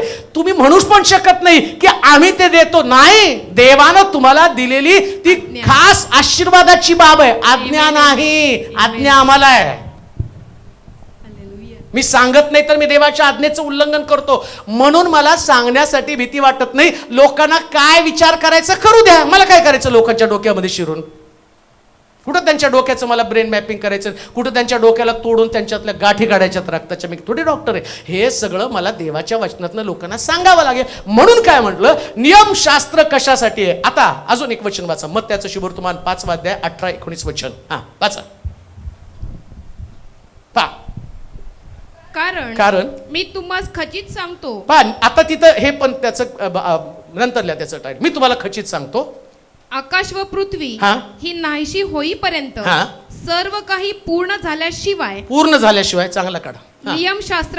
नियमशास्त्रातील एकही काना किंवा मात्रा रद्द होणार नाही. यास्तव जो कोणी या लहान आज्ञातील. आता तोंडात शिरतो का बघ. यास्तव जो कोणी या लहान आज्ञातील एखादी रद्द करील व त्याप्रमाणे लोकांना शिकविल त्याला स्वर्गाच्या राज्यात अगदी लहान म्हणते. ऐका टायटल का, आज्ञा पाळण्यास अडखळण करणाऱ्याला स्वर्गाच्या राज्यात किंमतच नाही. ऐका बरं का, जो देवाचं वचन नियमशास्त्र पाळण्यासाठी अडखळण करतो, जो म्हणतो नियमशास्त्र नाहीच आहे, त्याला स्वर्गाच्या राज्यात किंमतच नाही. हो तुम्ही काय किंमत देता. प्रश्न हा आहे, याला स्वर्गाच्या राज्यात किंमत नाही. काय म्हटलंय परत वाचा. यास्तव जो कोणी या लहान आज्ञातील, लहान सुद्धा आज्ञेतील, लहान बर का, तुमच्या सोयीप्रमाणे आज्ञा नाही, ही रद्द झाली ती रद्द झाली, शब्दात नाही, दशांश नाही, अमक नाही, हे नाही, ते नाही, ते नाही, ते नाही, ते नाही, काय तुमची काय वाण्याची दिसते. या महिन्यात हे नाही घ्यायचं, डाळ लय झाली या महिन्यात, नाही गेल्या महिन्यात तुरीच्या डाळीने उलट्या झाल्या, आता मुगाची घेऊ. हे काय तुमच्या घरात लिस्ट चालते. इथं नियम लिहिला, पाळला, फायनल झाला. एक सुद्धा आज्ञा तुम्हाला म्हणता येणार नाही ही पाळू नका. कोण म्हणू शकतं. कुठे आहेत आणि तुम्ही कसं ऐकता आणि कशा माना डोलवता आणि कसं तुम्हाला वाटतं किती छान किती छान. अरे अहो ते सोडून मलाच पाठवते. काय डेअरिंग त्यांचं. हो येते, लांबून लांबून येतात. मी जगाला सांगतो, मी म्हटलं हे नका मला पाठवते, तुम्हीच ऐकन बसा. मला स्वर्गात जायचं आणि मला स्वर्गात लोकांना न्यायचंय, मला तुमच्यावर नरकात नाही जायचं. आणि तो सांगणारा शहाणा किती भारी. याच्यापेक्षा देवाच्या वचनाची ताकद समजून घ्या. देवाच्या वचनात लिहिलं, यातली लहान जरी आज्ञा कोणी मोडायला शिकवली तर स्वर्गाच्या राज्यात त्याला किंमत नाही. किंमत देऊ नका असल्या लोकांना जे देवाच्या नियमांना विपरीत करून सांगत आहे. विपरीत गोष्टी मुळामध्ये इथं बायबलमध्ये कुठंच दिलं नाही की नियमशास्त्र रद्द झालंय. कुठंच दिलं नाही. कुठं दिलंय सांगा बरं. नियमशास्त्र संपलंय, संपुष्टात आलंय. येशूच्या तोंडानं. पौलानं काय म्हटलं ते तुम्हाला नंतर मी सांगेल. पौल कशा संदर्भात बोलतो. ज्यावेळेस नियमशास्त्र अस्तित्वात आलं ना, लोक नियमशास्त्र घेऊन लोकांना नरकाकडे घेऊन चाललेले होते. का पौलाने ते म्हटलं, नियमशास्त्रातली धार्मिकता या लोकांनी आम्ही पाहतो या नियमशास्त्रातल्या गोष्टी काहीच लोक पाळत होते आणि नियमशास्त्र घेऊन ते लोकांना मारत होते. जसं आम्ही पाहतो त्या स्त्रीच्या बाबतीमध्ये, व्यभिचारी स्त्रीच्या बाबतीत नियमशास्त्र घेऊन ते आले. आता तिला कुठं तारण आहे. याचा अर्थ हे लोक नियम पाळत नव्हतेच. कारण रोमकराच्या पत्रामध्ये म्हटलं नीतिमान कोणी नाही. एक पण नाही नीतिमान. पाहिलं त्याने, नीतिमान कोणी नाहीये. आता हे नियमशास्त्रातले नियम जे आहेत ना, कोणते नियम जे तुम्हाला पाळण्यासाठी कठीण होते, कोणते नियम पाळण्यासाठी, नीतिमत्वाचे नियम जे तुम्हाला पाळण्यासाठी कठीण होते, ते येशूनं पाळून दाखवले. आता येशूनं पाळून दाखवल्यावर काय झालं, तो म्हटला आता नियमशास्त्र पूर्ण. कोणतं नियमशास्त्र पूर्ण झालं? हाताबद्दल हात, डोळ्याबद्दल डोळा, जे तुम्हाला द्यायची ती किंमत मी देऊन टाकली. आता तुम्हाला काय करायचं, जे तुम्हाला एकमेकाशी तुमचा व्यवहार तो तुम्हाला नीट ठेवायचा आहे. लोकांनी तुमच्याशी कसं वागावं तसं तुम्ही तुमच्याशी वागावं. आणि मग त्याने येशूनं सगळ्या बायबलचं सार एका वाक्यामध्ये सांगितलं, जशी आपल्यावर तशी एकमेकावर प्रीती करा. तुम्ही सगळं नियमशास्त्र पाळता. म्हणजे नियमशास्त्राकडे आणलं का नाही त्याने? नियमशास्त्र म्हणजे एकमेकावरती प्रीती. म्हणजे एक व्यक्ती जर प्रीतीच करत नाही तर तो नियमशास्त्र रद्दबदल करतो. पाहता सगळं इथं शास्त्री पुरुषांना तो का म्हणतो माहिती का, तुम्ही नियमशास्त्राप्रमाणे स्वतःला नीतिमान करू शकत नाही. मग येशूनं सांगितलं, देवानं जगावर एवढी प्रीती केली. नियमशास्त्र म्हणजे प्रीती. या लोकांकडे नियमशास्त्र म्हणजे दगड. नियमशास्त्र काय? ठेचून मारायचं. बरं, ठेचून मारताना येशूनं सांगितलं ना, पहिला दगड त्याने मारायचं ज्याने अजूनपर्यंत पाप. आता काय झालं, नियमशास्त्र घेऊन आले म्हणजे त्यांनी काय केलं, दोष दाखवण्यासाठी, पाप दाखवण्यासाठी. मग यांच्याकडे पाप होतं ना, मग तुमच्याकडे पाप असताना तुम्ही कसं काय दगड मारू शकता? नियमशास्त्र तुम्हाला काय सांगतं, तुमचं नैतिक आचरण शुद्ध करा. लक्षात घ्या, नियमशास्त्र आम्हाला काय सांगतं, तुम्हाला लोकांच्या जीवनाशी काही घेणं देणं नाही. नियमशास्त्र आणि तुम्ही. मग तो सांगतो काय सांगतो, नियमशास्त्रातल्या कर्मानं. आता नियमशास्त्र मला माहित नाही, समजा मी विधर्मी, मी यहुदी नाहीच आहे. आता मला नियमशास्त्र माहित नाही, मला नियमशास्त्र पाळायचं कसं ते पण माहित नाही. मग त्या व्यक्तीसाठी काय सांगितलं, यहुद्यांना त्यांनी सांगितलं तुम्ही यहुदी नियमशास्त्र पाळताना आता अन्य जातीचे लोक आहेत, त्यांचं तारण कसं होणार आहे? मग त्यांना म्हटलं ईश्वर विश्वासाच्या द्वारे तुमचं तारण. मग आता तुमचं तारण झालं, मग स्वर्गात पोचायचं. मग तो म्हटलं नाही का, स्वर्ग राज्य मिळव. नियमशास्त्र तुम्हाला तारण मिळतं, तुम्हाला स्वर्ग राज्य दिसतं, पण स्वर्गात पोचायचं तर नियमशास्त्र लागतं ना. येतंय का लक्षात? ईश्वरील विश्वासानं तुमचं, आणि स्वर्गात जायचं तर पुन्हा नियमशास्त्र. आता कसं काय पाळता सांगा बरं नियमशास्त्र? बरं, नियमशास्त्र रद्द का होऊ शकत नाही? एक वचन वाचून संपू आपण. स्तोत्र संहिता 19 अध्याय 7 वचन. हा,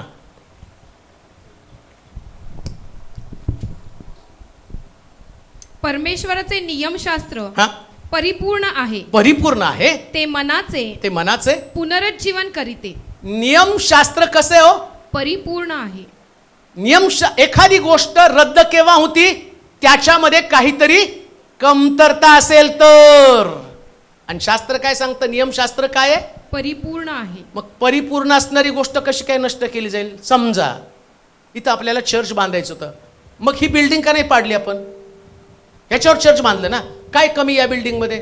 आम्ही बघितले कॉलम चांगले आहेत, आम्ही बघितले आतमध्ये आल्यावर हे सगळे बीम चांगले आहेत, कॉलम चांगले, सगळं चांगले. मग हे कसं काय तोडता येईल? मी नाही तोडू दिलं. मी म्हटलं नाही, एवढं चांगलं कशाला तोडायचं? आता तुम्ही विचार करा, बायबल सारखं सुंदर पुस्तकच नाही, नियमशास्त्रासारखं चाल चलणुकीचं शुद्ध पुस्तकच नाही.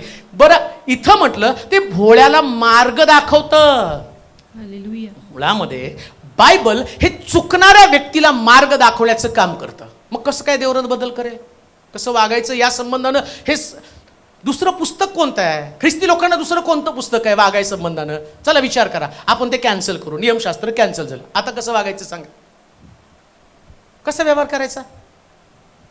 कुटुंबात कसं वागणार आहे? आई वडिलांसंबंधाने कसं वागणार आहे? पत्नीशी कसा व्यवहार करणार आहे? शेजारीशी कसं वर्तन करणार आहे? कामाच्या ठिकाणी तुम्ही कसं वर्तन करणार आहे? तुमच्याकडे ते पुस्तक नाहीच आहे ना, नियमशास्त्र नाहीच आहे, मानवी व्यवहारच नाही.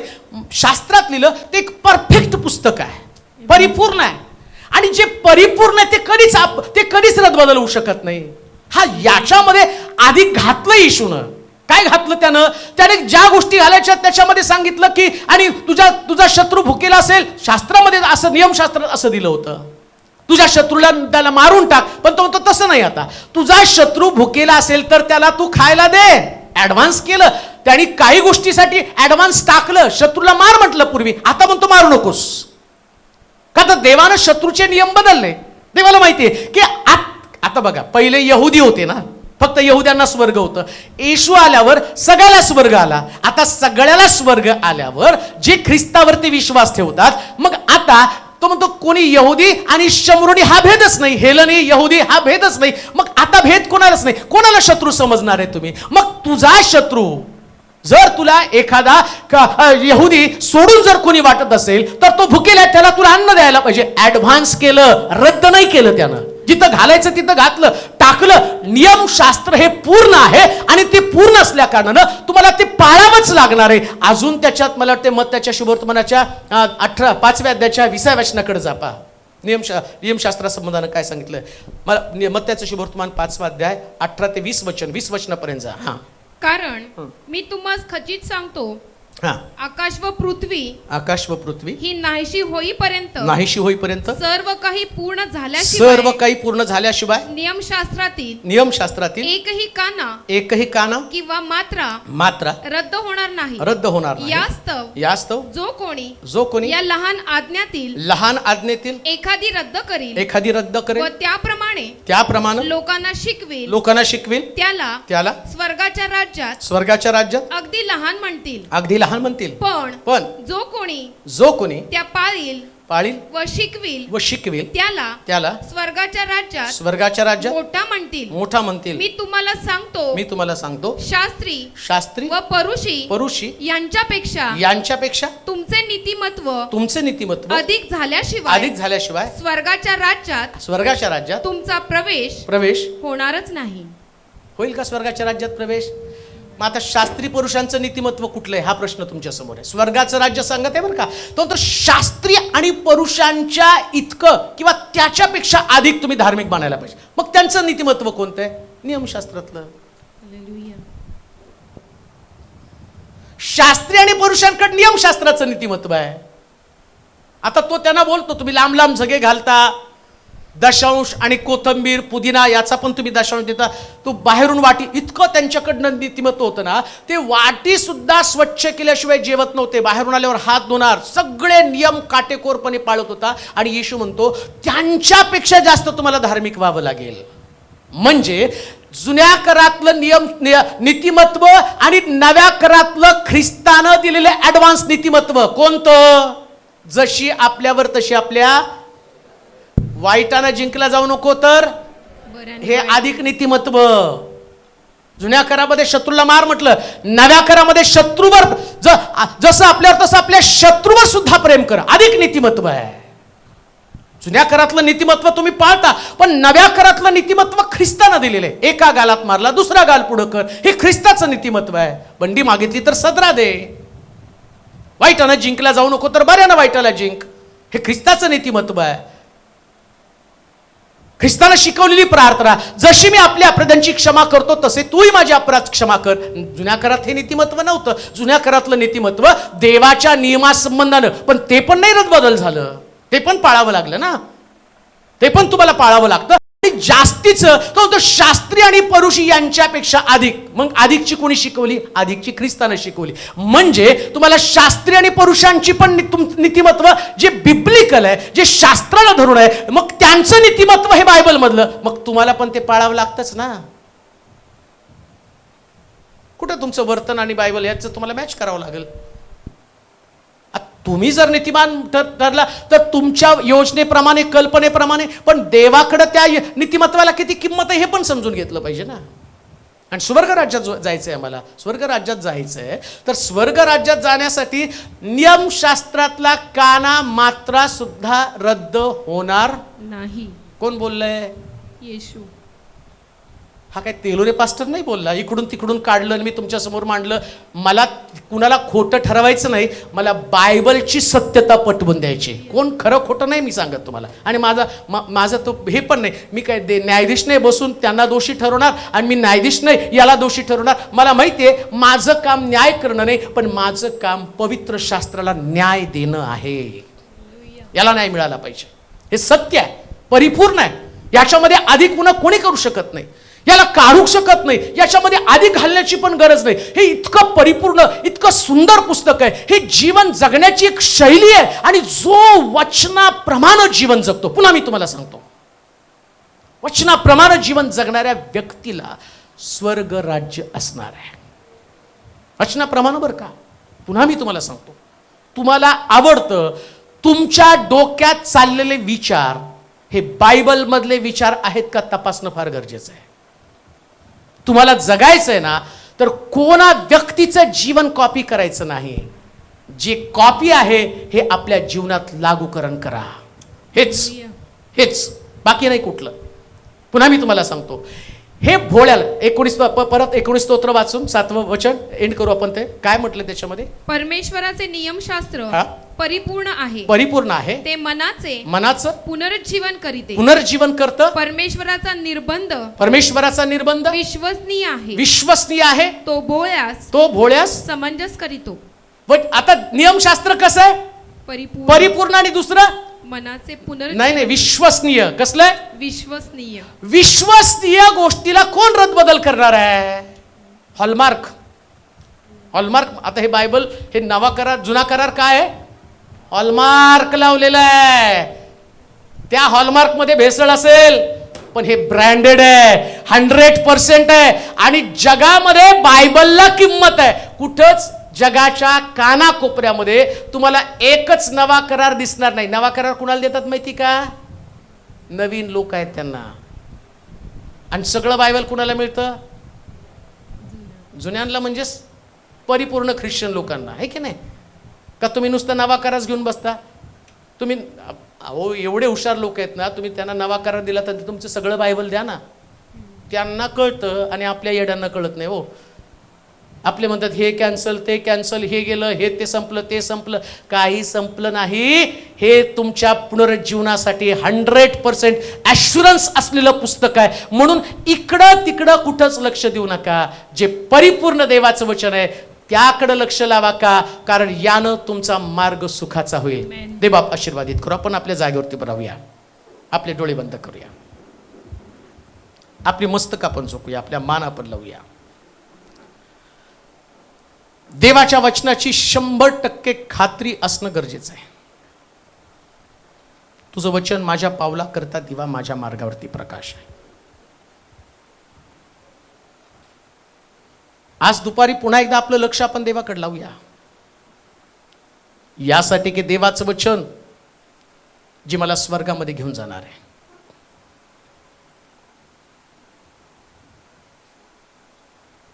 भोळ्याचं भलतीकडे वळणं हे त्याच्या नाशाला कारणीभूत आहे. आज जगामध्ये जी असत्यता, लबाडी, देवाच्या वचनाची भेसळ, भोळेपणानं लोक त्याच्यावरती विश्वास ठेवत आहे. परंतु 100% प्युअर असणारं बायबल, परिपूर्ण शास्त्र तुम्हाला नीतिमत्वाकडे घेऊन जातं. हे सर्व समर्थ देवा, अगदी नम्रतेने मी तुझ्या समोर येत आहोत. माझ्या देवा, तुझा दास या नात्यानं पहिल्यांदा मी स्वतःला नम्र करत आहे. माझी बुद्धिमत्ता किंवा मला पवित्र शास्त्रातलं ज्ञान किती आहे, आणि कोणाला खाली दाखवण्यासाठी पण हे तुझं वचन मी सांगितलं नाही, तर लोकांनी तुझ्या वचनातली सत्यता स्वीकारावी आणि त्यांनी नाशापासून आपला बचाव करून घ्यावा, भरकटून जाऊ नये. विश्वासणारे सुद्धा फसतील असं तुझं वचन सांगतं. आणि आज अशाच प्रकारची त्रेधा लोकांची उडत आहे. चुकीचं शिक्षण, ज्या पद्धतीने लोकांच्या मनावरती राज्य करत आहे, आणि चुकीच्या शिक्षणामुळं लोक दिशाहीन असणाऱ्या मेंढरांप्रमाणे भरकटून चाललेली आहेत. योहानाच्या काळापासून नियमशास्त्रावरती अतिक्रमण केलं जात आहे आणि अजूनही लोक तसंच अतिक्रमण करत आहे. परंतु प्रभू, मी प्रार्थना करतो, आज तुझं वचन लाखो घरांमध्ये पोचलं जाऊ दे. का तर तू आल्यावर आमचं नीतिमत्व जे बिब्लिकल आहे ते तपासणार आहे. अशास्त्रीय आत्मिक जीवन आम्हाला नको आहे. आम्हाला तुझ्या योजनेप्रमाणे तू सांगतो तसं जीवन जगायचं आहे. आणि म्हणून तू आमची पुन्हा एकदा बांधणी कर तुझ्या वचनाच्या द्वारे. तुझे लोक दुरून दुरून या ठिकाणामध्ये आलेले आहेत, परंतु आज जाताना त्यांच्याकडे काही नाही पण देवाचं वचन घेऊन ते चाललेले आहेत. हे वचन त्यांच्यासाठी आशीर्वाद असणार आहे. प्रश्न घेऊन आलेले, परंतु प्रत्येक प्रश्नाचं उत्तर शास्त्रामध्ये आहे आणि ते शास्त्रातलं वचन त्यांच्या हृदयामध्ये बिंबलं जाऊ दे. ज्या पण त्यांच्या समस्या आहेत निघून जाऊ दे माझ्या देवा. बांधकामासाठी प्रार्थना करतो, बांधकाम लवकरात लवकर पूर्ण होऊन जाऊ दे. जिथं जोरदार पाऊस आहे, ज्यांचं पुष्कळ नुकसान होत आहे, तो पाऊस थांबू दे. आम्ही तुझे आभार मानतो. मागच्या आठवड्यात आम्ही केलेली प्रार्थना तू ऐकली आणि पुण्याचा पाऊस थांबवला. आता आम्ही पुन्हा प्रार्थना करत आहोत. ज्या भागामध्ये प्रचंड प्रमाणामध्ये पाऊस नासधूस करत आहे, तिथलाही भाग तुझ्या हाती सोपवत आहे. ताबा घे माझ्या देवा. जिथं पावसाची गरज आहे तिथं पडला जाऊ दे. आम्ही चर्चच्या बाजूने होणाऱ्या रस्त्यासाठी प्रार्थना करत आहोत. आमची ती एक प्रार्थना आहे, हा रस्ता देखील लवकरात लवकर होऊन जाऊ दे माझ्या देवा, जेणेकरून तुझ्या लोकांचं जाणं येणं सुरक्षित होऊन जाऊ दे. आशेनं लोक आलेले आहेत, त्यांच्यासाठी प्रार्थना करतो. हर्षेनं त्यांना इथून घेऊन जा आणि आपल्या परिवारात जातील त्यास त्यांच्याकडे साक्ष असू दे. आम्ही प्रभूच्या घरात गेलो आणि देवानं आम्हाला रिकामं पाठवलं नाही तर भरून पाठवलेलं आहे. हे सगळं घडू दे माझ्या देवा. धन्यवाद देतो, तुझी स्तुती करतो सगळ्या चांगल्या साक्षीबद्दल. जे वचन ऐकत घरामध्ये आहेत प्रभू, त्यांची आर्थिक स्थिती, नोकरीची परिस्थिती, संतानाचे आशीर्वाद, असे अनेक आशीर्वादासाठी ते रद्दबदली करत आहेत. आजच्या संदेशानं आणि प्रार्थनेनं प्रभूजी असत्या बहिणीसाठी प्रार्थना करतो की ज्यांचं गर्भाशय बंद आहे ते खुलं होऊन जाऊ दे. ज्यांच्या नोकऱ्या गेलेल्या आहेत त्यांना परत मिळू दे माझ्या देवा. जे आर्थिक असणाऱ्या प्रश्नात अडकलेले आहेत त्यांना सुद्धा त्यातून बाहेर काढ. अनेक लोकांच्या जीवनात साक्षी घडव. विश्वास आहे आज यूट्यूबच्या माध्यमातून जेव्हा लोक वचन ऐकतील त्या पुष्कळ बेडवरचे लोक उठून बसतील. तुझं वचन पाठवून त्यांना तू बरं करत आहेस माझ्या देवा. धन्यवाद देतो. पोटाचे विकार, छातीचे विकार, रक्तातले विकार, सगळे विकार नष्ट होऊन जाऊ दे. जे काही स्किन डिसीज आहेत पुष्कळ लोकांचे जे तुम्हाला दाखवत आहेत, त्यांच्या पोटावरती, त्यांच्या हातावरती, छातीवरती फोड येत आहेत, अशा लोकांसाठी मी रद्दबदली करतो. जे मला पाहत आहे आणि आज रात्री ते मला पाहणार आहेत अशा लोकांसाठी प्रार्थना करतो. त्यांच्या अंगावरचे फोड निघून जाऊ दे जे तुम्हाला दाखवत आहे आणि प्रभू त्या पद्धतीने त्यांच्यामध्ये बदल घडू दे. किडनीचा प्रॉब्लेम, डॉक्टरने सांगितलेल्या 2 किडन्या त्यांच्या फेल आहेत, परंतु पुन्हा डॉक्टरकडे जातील त्यास त्यांना डॉक्टरला थक्क करणारे चमत्कार घडू दे की त्यांच्या किडनीमधलं सगळं इन्फेक्शन देवानं काढून टाकलं आणि सर्व काही नॉर्मल केलेलं. हे घडवणार आहे तू प्रभूजी. सगळ्या गोष्टींबद्दल तुला धन्यवाद देतो, महिमा देतो. येशूच्या नावात ही प्रार्थना विनवणी केली म्हणून तो ऐक. आमेन. आता देवबापाची प्रीती, प्रभू येशू ख्रिस्ताची कृपा, पवित्र आत्म्याची सहभागिता तुम्हा सर्वांबरोबर आता आणि सदा सर्वकाळ राहो.